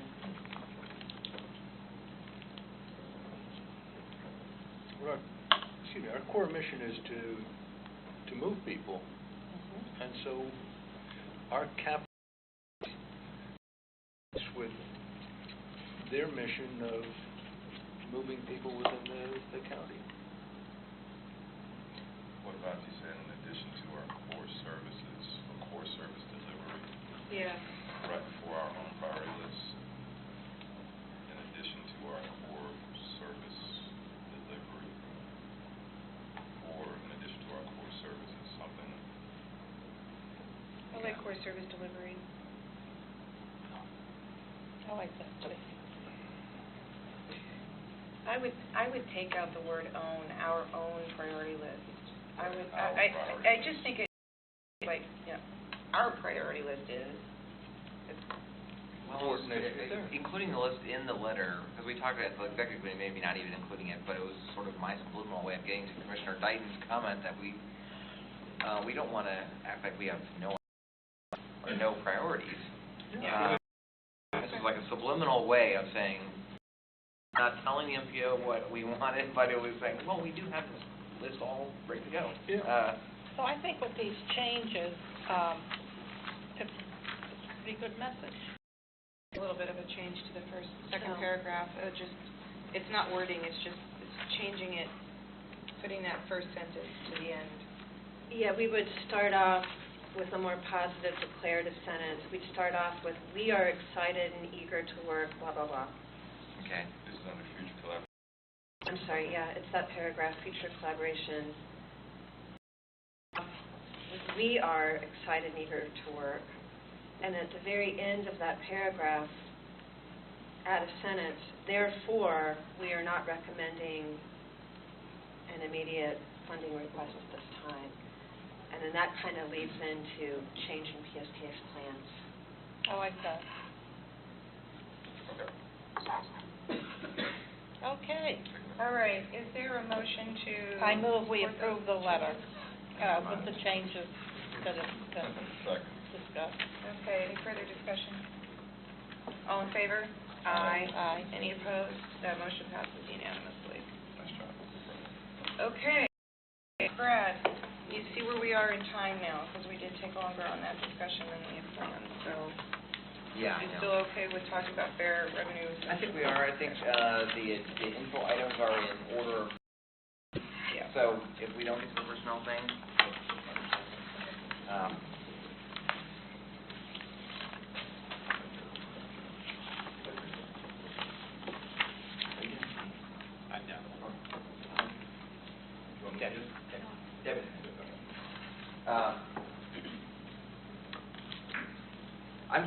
I'm just gonna introduce the subject, and then it's gonna be a tag team effort with Debbie Leas, our CFO, and Ross Silvers, our mobility, going through most of the discussion. This is a presentation, an info item to the planning committee based on one of our proposals in the Path Forward plan that I've drafted that calls for us looking at fair revenue increases. The Path Forward strategic direction that I have drafted from the board has a principal tenet to look at all options. Now, all is a very big number. So I've been trying, and we're going to have a whole workshop on this, so on messaging. So this is not this, but for my own brain, I'll just tell you, I've been trying to come up with a little acronym. In my mind, there are four major decisions that the PSTA board is grappling with over the next couple of months that are part of that Path Forward decision making. There's some other decisions too, but the four main ones, I was trying to come up with an acronym, and it's close to the word Brad, but I failed on that, so it's BRAF. Buses, like the SDP discussion and our capital plan, is the routes, that's the R, the routes and the service planning that Cassandra and Heather are working hard on, and Chris Cochran, the next presentation you're going to hear is about that. The A stands for ad valorem, the tax rate discussion that we're going to have, and then the F stands for the fares. I don't know how to make that into a D, but the F stands for fares. And what we've talked about is generating additional fare revenue in a sensitive way to our riders, our customers. For those of you, which 3 of you, have been on the PSTA board long through several executive directors, and thinking back in the past, you will recall, PSTA has, for a very long time, been focused on maximizing the amount of money that our riders pay to ride the bus. And when I got here in 2011, it was surprising how focused the agency was on ensuring that we had the absolute highest, what we call fare box recovery ratio. That means that the amount of fares that we make our customers pay must be at its highest possible compared to our total expenses. And quite frankly, we are one of the highest in that category. We achieved our goal of being one of the highest in the country. I think Bob last year we told the track yesterday that our 24% is some 10% higher than the national average of 14%. That has, and for those of you who are here, you recall those discussions a lot of those happened at the Pinellas MPO about not giving away too many and putting all these measures in place to restrict the number of low-income riders that were getting the TD bus pass and all those discussions. A lot of that has changed. We have really changed in that sort of philosophy at PSCA that we do, and I believe it's part of being a customer-oriented organization, is having the customers pay. It's not a free service, but not being singularly focused on that. If we can get revenue from other sources, from the employers, from the colleges like St. Pete College, if we can generate more trips so that our revenues go up, that's okay too. It's not just about making the cut. And in fact, we, over the last 2 years basically, we have changed in that philosophy in a really positive way that is actually having our customers pay less while we have been still generating a lot of revenue. I think that's been a very good success of PSCA over the last couple of years. That being said, the fare revenue, as Debbie is now going to explain, is a very important part of our revenue, our total revenue package. It's $14 million, so it is substantial, and this path forward does contemplate looking at ways in which we can increase that. So with that, I'm going to pass it over to Debbie. Thank you. As Brad mentioned, some of the policy changes that we've had, the philosophy changes that we've had, a very positive impact on our riders. They are now paying less and taking more trips, when you look at it in that way. We're a little bit above $1.12 that we get as a revenue per ride. That's come down substantially. There's a lot of things going on, UPass programs, TD, discounts, that had this very positive impact. And I just wanted to point out, we've got, and we'll be talking more about this next month, but the various reserves, which I know you know all about, that have remained robust to this point. We've got a reserve for our operations of 2 months worth of expenses. We also have a reserve for our insurance. This covers all of our claims. And we have our general reserve. So this is made up of what is left after our revenues minus expenses. And right now, we just had in the Finance Committee, we talked a little bit about where we stand today, 5 months later. We're doing very well. We have about $755,000 positive variance to budget. A portion of that, though, is on the fare side. We're down $655,000, despite the fact that we've got increased ridership. The reason is that positive impact to our customers, where they are paying less per ride. And as we were talking about, it's very important. Our 2 largest sources of revenues are ad valorem taxes and our fare revenue. So any minor change or the other can have a significant impact. What I would like to do is take a look at ways of increasing our bottom line by the $1.2 million. So we want to take a look at some various things, such as increasing revenues from our fares, from TD, UPass, Medicaid, any other fare-type revenues.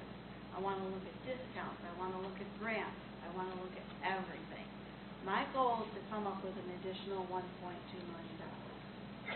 And with that, I'm going to turn it over to Ross, who's going to talk about one of our biggest factor in this, which is the TV program. Hang on just a second, Rob, because Commissioner Walsh has a question. Debbie, you know, you can't throw graphs up there without some questions. Oh, okay. The lowering our price graph,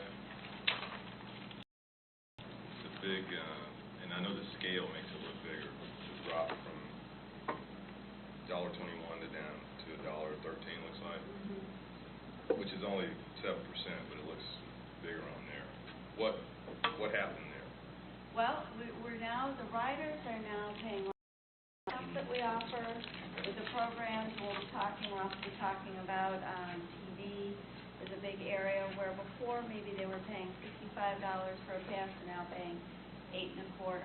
The other thing is we're getting a lot more rides in there, which also helps to lower that down. So the customer gets a lot more trips for the same amount of money. Because we didn't see an increase in the number of that does have an impact on our revenue, though. Okay, thank you. Sure. Debbie, I'm sorry. Do we have of what percentage of the riders who use the UPass TD and discount, do we have a sense of what percentage that constitutes in relation to total ridership? I think Ross is going to get into a little bit of that. Okay. Yeah. Before you go on, though, do you know what's the biggest out of those that's causing the drop? It's Is it TD? Mm-hmm. Again, So when we what I wanted Debbie to say, I want to emphasize this. Yes, the customers we are having lower overall fare revenue, but we're having increases in other revenue. The UPass, the St. Pete College and City of St. Pete and USF St. Pete are paying us through a different source. Our TD grant that we get from the state is going up because we have more people. So when you're looking at the overall picture of PSCA, as Debbie said, budget for the year, it's my philosophy, it's my recommendation, does it really matter that we have the highest fare box recovery ratio in the land, in the entire United States? In my opinion, no. I mean, that is not necessarily the goal, the overall goal of the agency. It is to have a fare that makes sense, that the customers pay, but also have a balanced budget and to have a system. And then, so that's why I had Debbie show that, yes, the amount that the customers are paying is going down, but overall, at least so, we're doing all right. Right. Really healthy. They said for the 5 we're doing very well. Councilman. Quick question. Does this chart show as revenue per customer the UPass revenue? Everything. It does show. The only this is It dark. doesn't show the grant, though. This is Right. TD grant. And we've excluded Dart, Jolly Trolley, and the Loop Route. Should it show the TD grant? Well, we've had discussions about that. Yeah. But I was trying to show how much the customers, and I guess I really should take out the UPass, but show what the customer's really paying, which is actually on average less. Well, I kind of like having you here because your customers, people that are riding more, we're getting more revenue, we're getting incremental revenue, and we're using more of our excess capacity because they're riding on weekends as well as Yeah. going to school. Customers are not actually, I mean, the universities are paying, which the customer is not They're actually paying on behalf of their Yeah. customers. I'm sorry. Go ahead, Rob. Thank you. Okay, so you're all asking the right questions. They're all the questions I'm hoping to hear you lean towards rotating some information about. Because it's how has this happened? How are we in the position where ridership keeps going up, and yet the fare box revenue seems to not be increasing and keeping up with it? So that's really the question we're going to ask. I'm going to talk about the UPass and the transportation discipline. Make sure you guys understand the trends that are happening with those, and then we can talk about what the path forward looks like to try and address this. I just think, I'm not a research expert, but just from the little I know, when you look at transit agencies across the country, they're looking at a more diverse and more stratified sources of revenue. They're not just trying to rely upon the federal government funding your buses and your passengers trying to, pay the fare and give up the difference in your property taxes. And so I think, at least from the little I can see, it seems like we're trying to do the same thing here. And the challenge is just how to make sure we keep the balance right as we move forward. So in terms of the UPass program, as all of you know, we get money from each of the colleges and universities, and it's been a great success. We've had 50,000 riders a month using UPass. We surveyed the customers who are on the UPass program, and 61% of it switched over from using some other type of fare to ride the bus to using the UPass for free. It's wonderful for them. They say, well, now they don't just ride to school, they also ride it everywhere else they need to go to. So it's wonderful for them. They love it. It does mean, of course, they're not paying into the system directly, but the college contributes on their behalf for the city of St. Petersburg. That leaves 39% who are choice riders. They were not using the system before, and now they are, thanks to the UPass. It kind of got people over some negative stereotypes or some fears about using the system, and now they're using it and loving it. So again, I think that's a real success. And then transportation is out there to serve the neediest folks who are out there, people who do not have a choice, people who don't have another means to get where they're going. They are reliant upon PSTA for their independence, and it's a really important population to serve. So just to make sure everyone knows about the Transportation Advantage Program. To qualify, you have to not have access to a car or ride, live in Pinellas County, and have household income 50% of poverty. That's about the equivalent of someone working full-time at around $10 an hour. And a good portion of our TD trips are work trips. So what they pay is $8.25 for a month instead of $65. So it is a huge savings, obviously, over the dollar pass, over $50 ahead. But as you all pointed out correctly, there is the state grant that we receive, which helps make up the difference for some of that as well. But the numbers are pretty steep. A year ago, we were looking at about 2,500 to 3,000 passes a month. Now we're looking at 4,500, 5,000 a month. Big increase.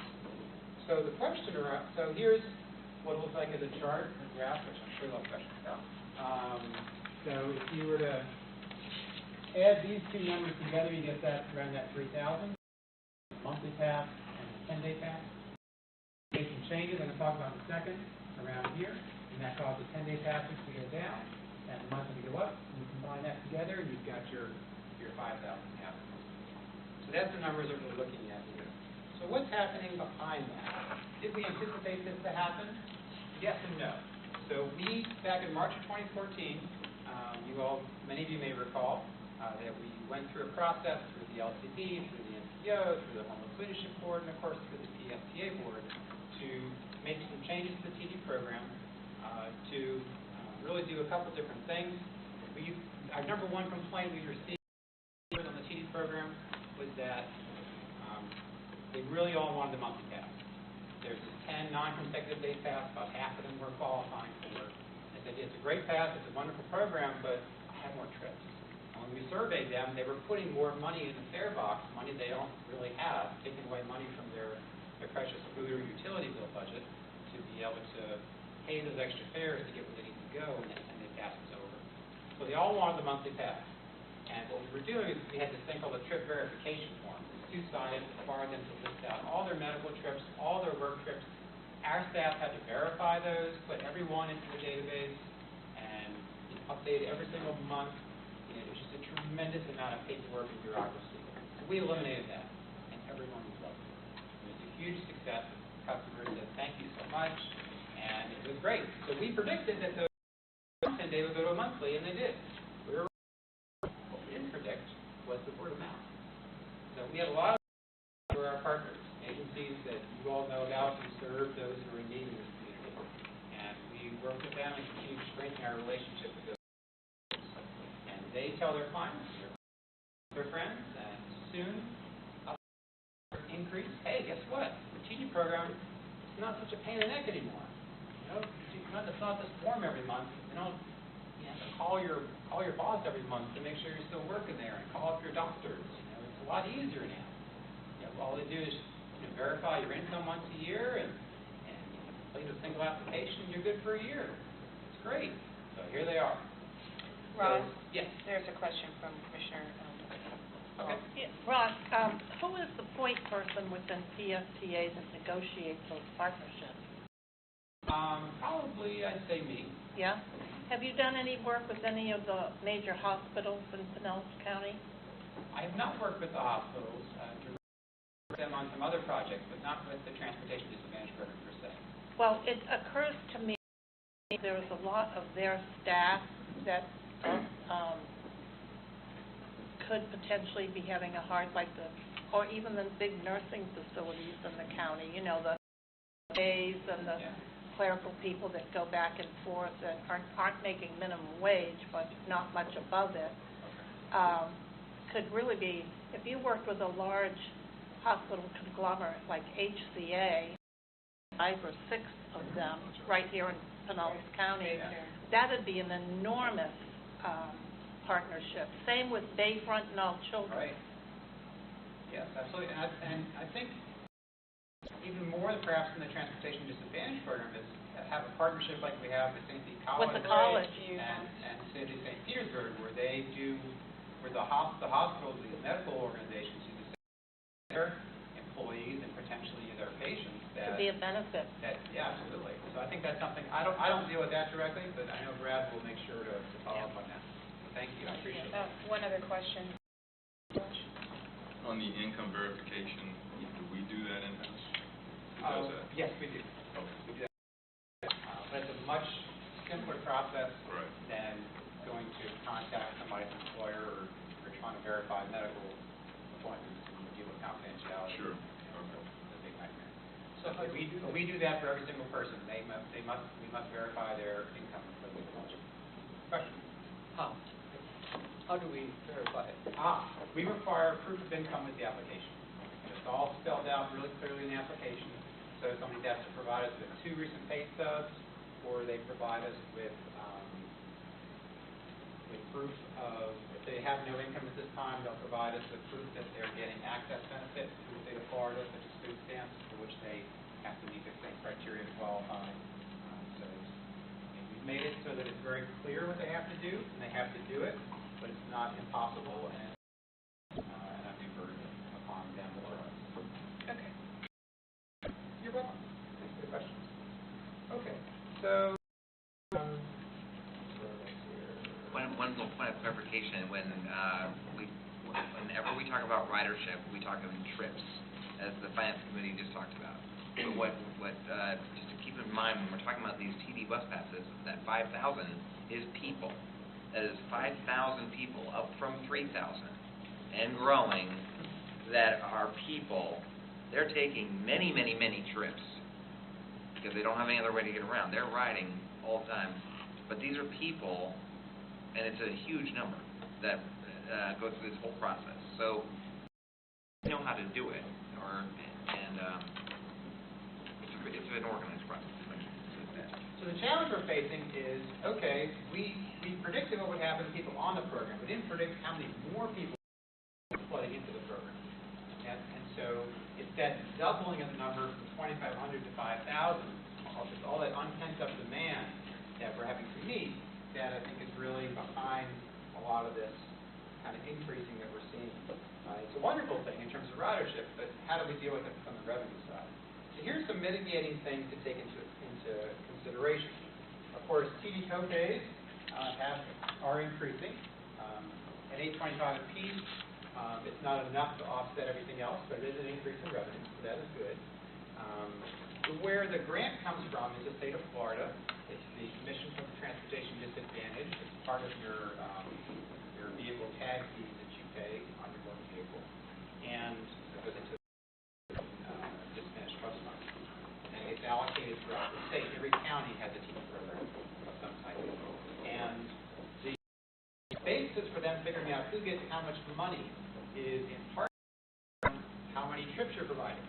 So there's the good side of this, is we're providing a lot more trips, so we should be able to get another, hopefully a couple $100,000 coming through as a result. So that will help, but it still won't compensate for the loss in care box revenue that we think we associate. So, but it will certainly help along the way. And then technology, as these smart passes come along, is another way for us to hopefully gain some efficiencies and have folks on the TD program have these passes, have the smart cards, and do some of the lines we have in some of the terminals that folks can get it. And then this just kind of shows the math behind looking at what's the potential if this thing keeps going at a high rate, and what's that negative revenue impact. So the challenges that we're facing here, how can we increase fare revenue without cutting off people's vital trips? Now, on Saturday we went down to the stand down for homeless veterans, wonderful annual event. And for the first time, we were able to actually have everything in place that we could actually take someone who is new, a veteran who is not in our system of TV, and be able to qualify them and sell them an 825 bus pass on the spot. We were really excited. People were shaking our hands. They were just so excited about the program, what it means for them. Because for a lot of these folks, they don't have this pass. They're walking. They don't have other options. So it's just really exciting and rewarding to work with them and to see how much we're able to meet those needs and not say, I'm sorry, all I can give you 10-day pass because you don't have a job right now. They get that monthly pass and they can get out there and do it. We don't want to cut out the ride. Just like for UPass, we don't want to cut out the ride. We just want to work with those, work with the different colleges and work on some steady increases in how much we're getting from St. Pete College and City of St. Pete in relationship to the riderships they're getting. And the same with the state of Florida, to get a little more from them, and potentially looking at some, do we need to raise the fares across the board, as Debbie was saying, for all programs, including TD, by a similar amount, in order to keep the program going and still have people be able to take those trips. One risk, of course, is if you increase the fares, if you were to do a 15% increase on the $65 pass and make it $75, and do you push beyond the tipping point for another 1,000 people saying, well, I really can't afford that anymore. So now I better, I didn't want to have to deal with this before, but I better look at this TV program and see. And it is an issue for us, it's a risk, because we have a survey from a few years ago that shows passengers identifying their income, about 70% of them identify their income as in the same range as TD. So we don't want to push people beyond that tipping point. We want to keep a good fare stratification, not see the TV program going too high. Question? Yeah. And Ross, you're on the agency slide. Well, you only got a couple more, so I'll wait. Okay, I'm almost there. Okay. So, and of course, our agencies are a big part of it. Helping spread the word. They've been very good about not trying to, they buy bulk passes from us. And so we have not seen a decrease in the bulk passes as they keep using the TV. We're going to keep an eye on that and make sure that's part of our fare box revenue. And then there are folks who are relying to get their TV passes, important customers. And we are going to be in a very deliberate process to engage in my last slide, to really look at what can we do, what's the best way. There's a lot of different things that we can tweak with the TV program and talk to a lot of different folks to try and find the best way to do this so we don't hurt anybody. We don't want to push anybody off the program. We know how much it means to them. So if we have to do an incremental increase, as GW and our tracker was saying yesterday, he didn't think was going to hurt somebody. They can reach 825. They can GW roll. Because I hear yesterday. But we're not just going to talk to GW. Okay? We're going to talk to a lot of people. He's pretty impressive, though. He is an impressive guy. And I listen when he talks. I really do. So, and he's working with us. The other piece we're doing with agencies like GW is that we started in January a new process whereby they can do just what we did at the stand down with the VA. They can email, they have somebody come in for an intake who's in crisis. they can have that person fill out the application in their office, and email it to us with proof of income. Our folks look at it within an hour and respond to them by email saying yes or no, and they have a path that we've sold to them that they can give to that person.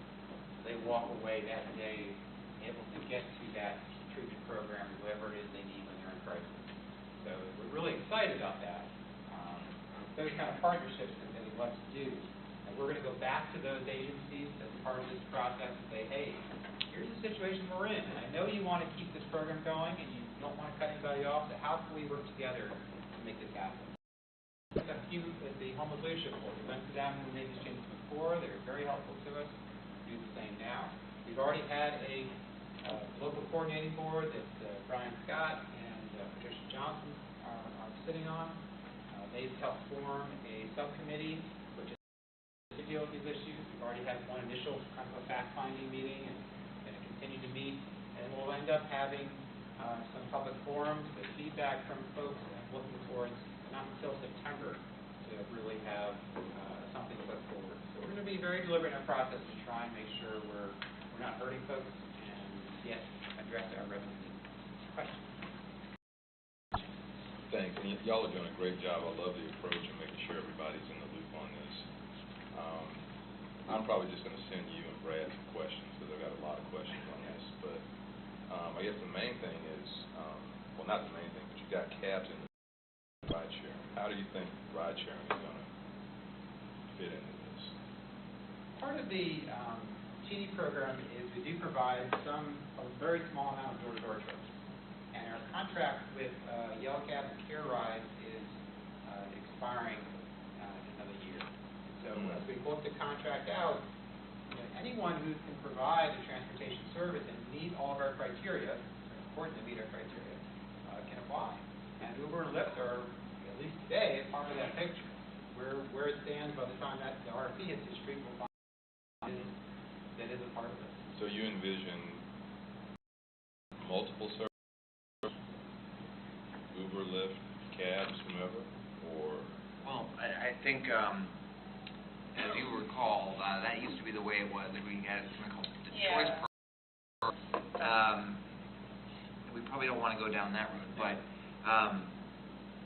the cabs are certainly folks to bring into the conversation, especially with these human service agencies, so that, if they feel like, if we adjust the TD fares a rate that they feel like is not possible for whatever reason, they have other options. And no, Uber is not going to be an option for a ton of low-income people, but it might be for some. Is the pricing on Uber and Lyft higher than a cab ride? Well, it depends. Yeah. Well, I'm very interested in how that goes. As you know, there's some strong legislative advocates for increasing ride sharing in the state. I guess my other question is, for now, how much of the financial problem is caused by this? Most of our riders, according to the bus survey, make less than $25K. So I'm assuming a lot of them would qualify for this. So do we have numbers on how many have moved over? How many folks are not doing the 65 but are doing the 825? What we don't know is how people were paying before that 2,500 folks switched over from whatever to TD. We don't know exactly where they came from. Okay. When we did do a very small, unscientific survey back in 2014 before we made those changes. We surveyed our 10-day TD customers and we asked the ones who were only between 100 and 150% of poverty, the higher end of the Well, I need y'all to help me understand how much of the fiscal problem this is causing, because from the perspective of combating poverty, enabling folks jobs, these are the folks we should be serving. So if 100 more use the service a month, what fiscal issue is that causing? What's the percentage? I see what you're saying. How much focus do you want? Yeah, versus all the other things that were in your list of things we can look at. Yeah. Part of the fair piece of that.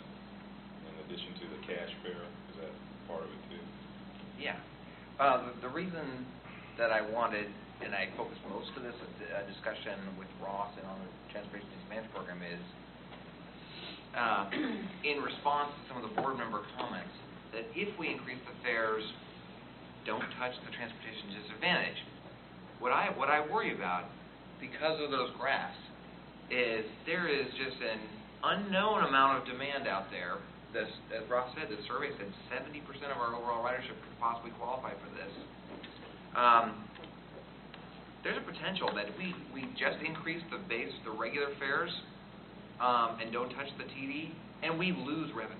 We lose more revenue because the price will be now $250 to ride, or $225, or the 65 will go up higher, and that will be a tipping point, as Ross said, to even more people say, oh well, now it's worth my while.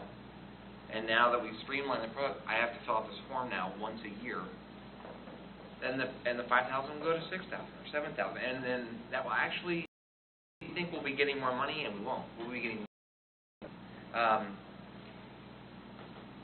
It's not going to be easy, and we don't have a solution yet. I think Ross has done a great job of getting these different, connecting with these other people that need to be part of the discussion, and then it's my sort of put this off, or it's not putting it off, we're already engaged in it, but the final decisions would not be made until the last part of the fiscal year, because I think it's gonna take a mix of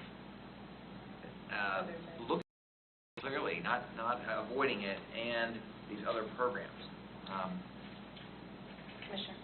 Yes, and I think I'm glad to see we have a little bit of time to really dig into this whole issue, because the thought occurs to me that as various government and agencies putting their budgets together, and there's such a huge focus on reorganizing our health and human services, part of our county government, for example, new presentation that I've seen occurs to me there potentially could be in there that goes to restricted dollars just for these people, these customers. Maybe, I don't know. But if other governments are looking at their budgets and they're dedicating in a portion of their budget to the needy or the homeless or the poverty-stricken, seems to me that getting people back and forth to a job is a really big impact.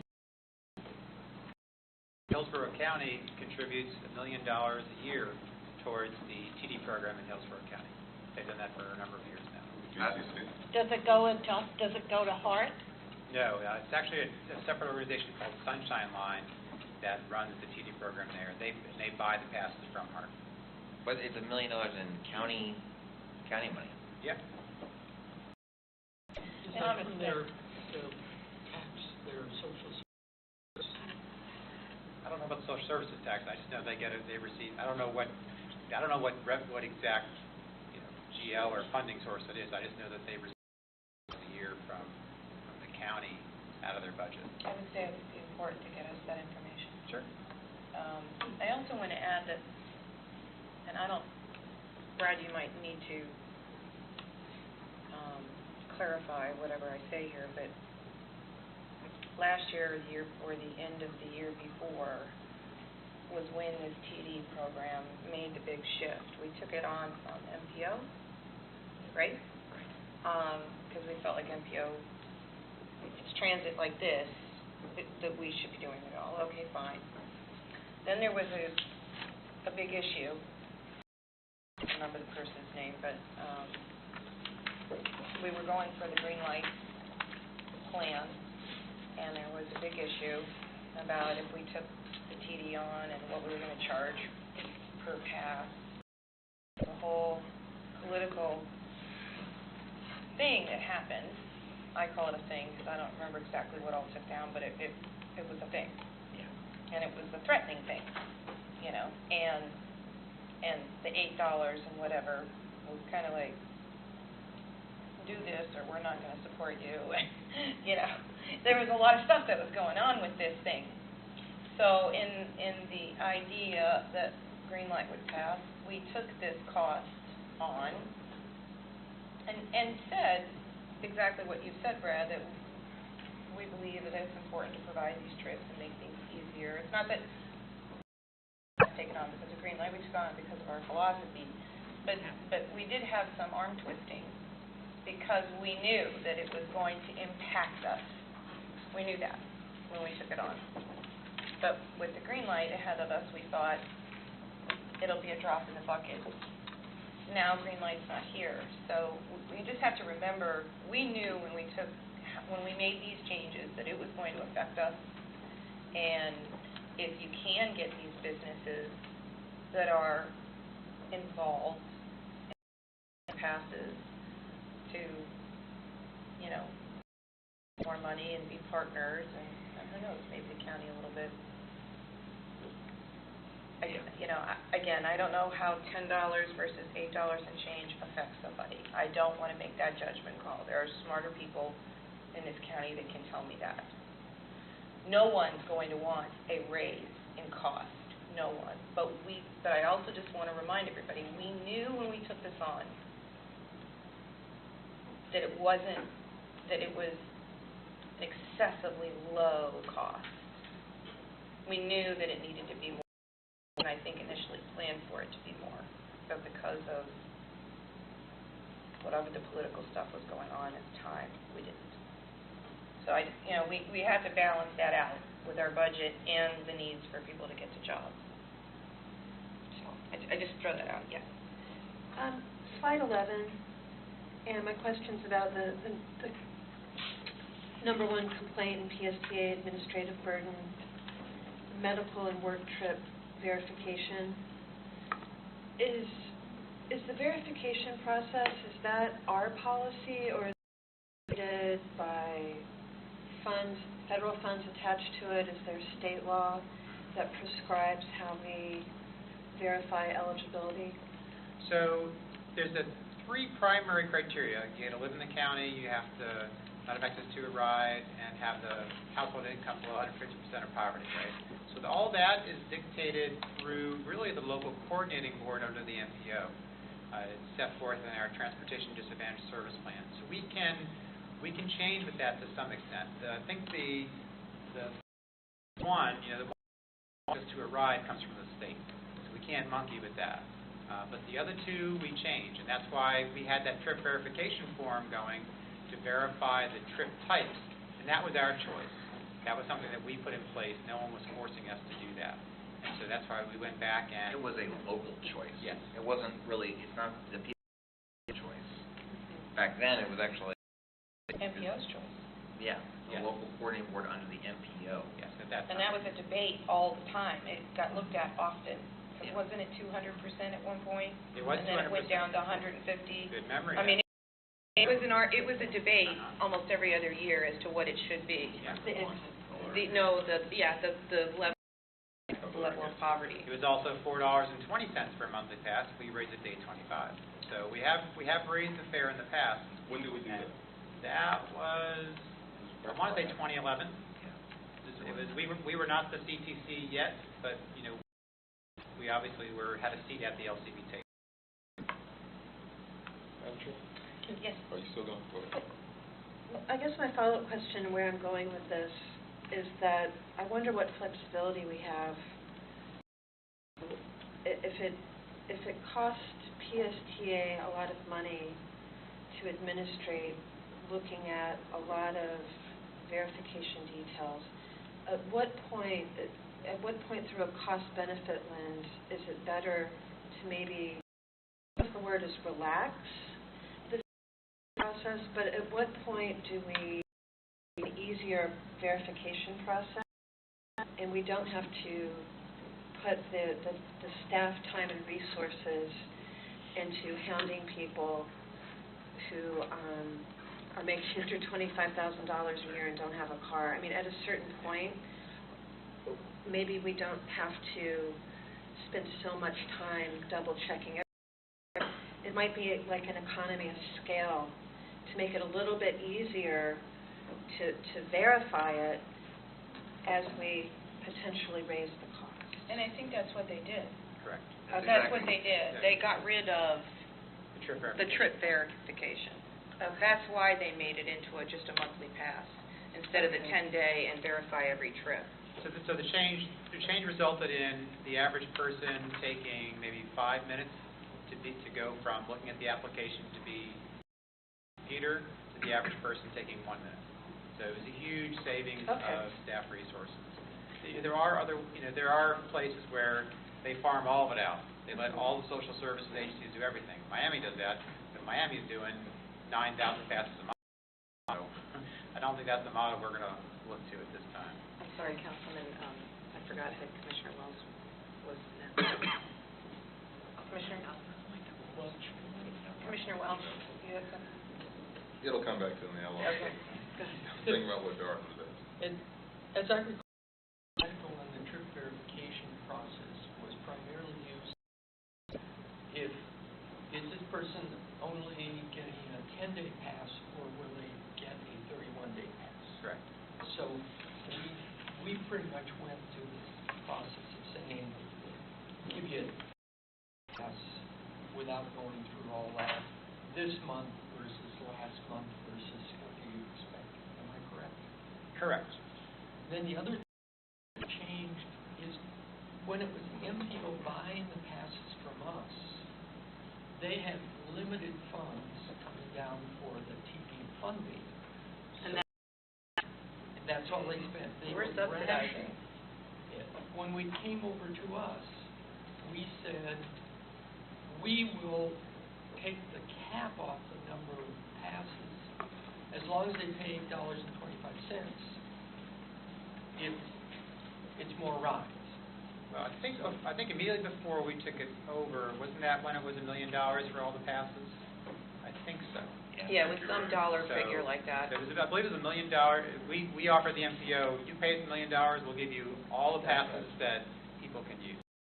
And we did kind of, that was kind of at that point in time. Before then, they had strict caps, but by that point, we already had that going. The other one comment I'd make is going back to where you started off originally with the fare ratio. Back in 2001, when you look at the reserve number that Debbie showed us, we didn't have a whole lot of reserves at that time. We were really facing huge cuts in service, and so we did the 30% increase, and we said, look, we can't do that without having the ridership, my recollection. So that was sort of going on there. We were in deep trouble with Commissioner Law on this point. No, I just want to point out, we are running over time, as I predicted would happen with these particular items. So, Brad, I don't know. What I would suggest is that you have both of these, the next two presentations in your packet. The next presentation was really a request from the board members clarity on the presentation we made a month ago. Which we haven't been able to do yet. I don't know if, just by looking at it, your clarity is provided, but if so, we can take questions on that and not go through that. And the second one also is, again, the information about our upcoming budget and the assumptions about our personnel. Can we just look at these two items at our next planning meeting? Certainly. Why don't we just do that? Yes, because I think they deserve a full presentation, because they're important. Yeah. Anyway, Ross, what is your summary on this? And Brad, what are you guys looking for from us? I know it's an informational item, but what's the ultimate thing you're looking to do? Hopefully to the very last slide, that you feel comfortable. I would recommend, and I feel comfortable with the process we're going forward over the summer, over the next couple of months, getting all these different folks involved in this. We probably won't come up with a recommendation, a specific recommendation on all the different fare types, but I feel confident will have to involve the Transportation Disadvantage Program. An increase in their fares, which you're ultimately saying? Yes. Okay. And you're shooting for the $10, is that what you're shooting for?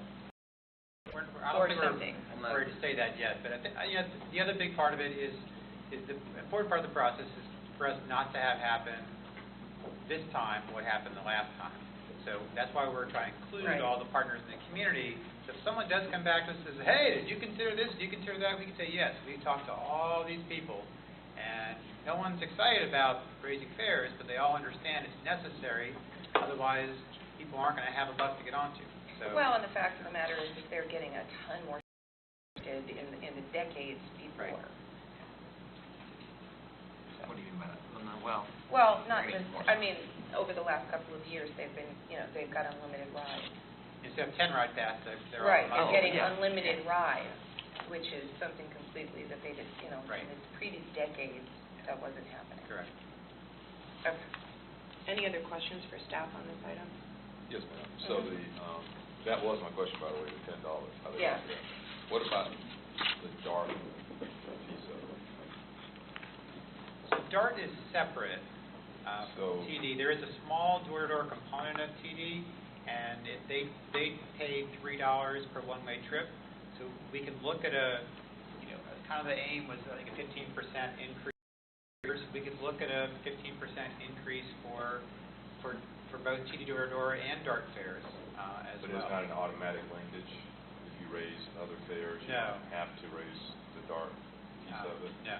You don't If have there is- to, although yeah. there is a cap the feds put on us that you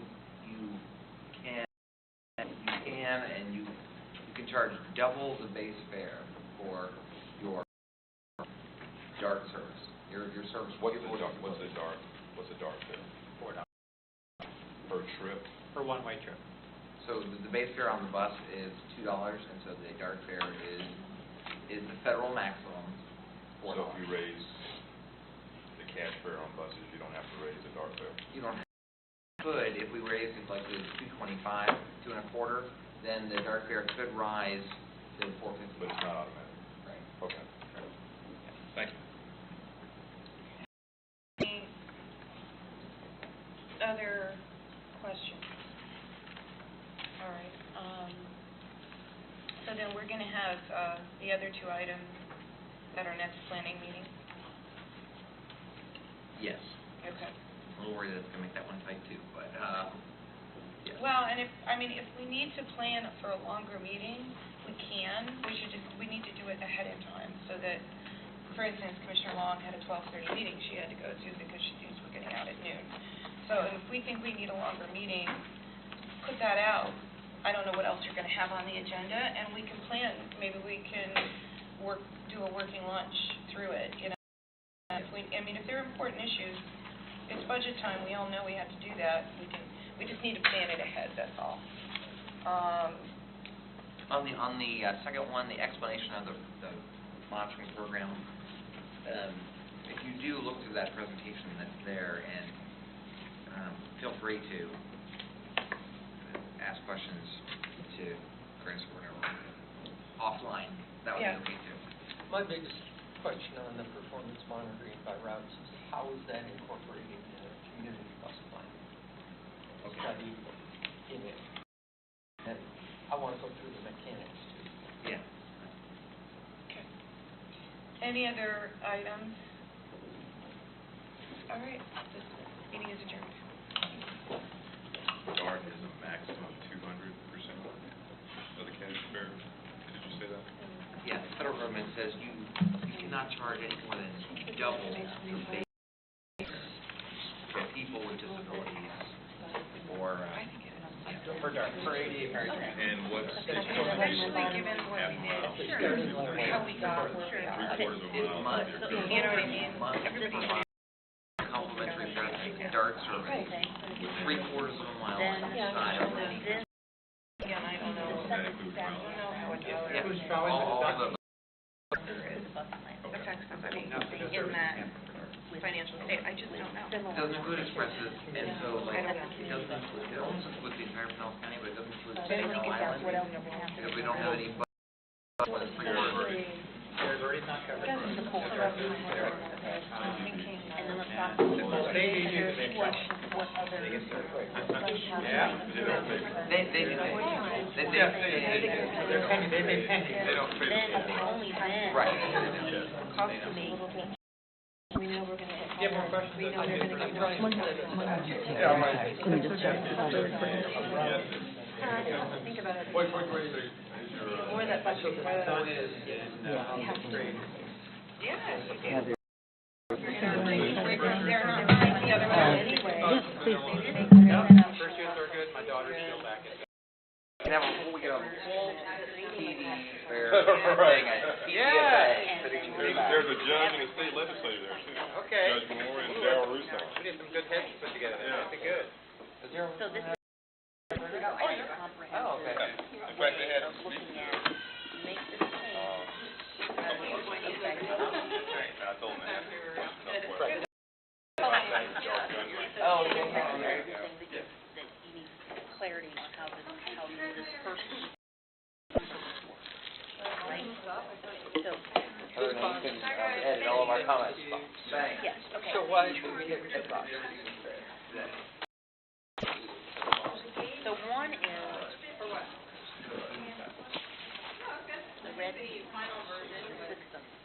And blue is the service type. So. Higher. And this includes the dollar salary.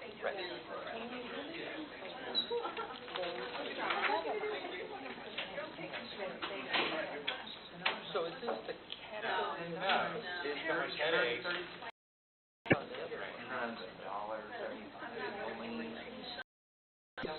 Market rate.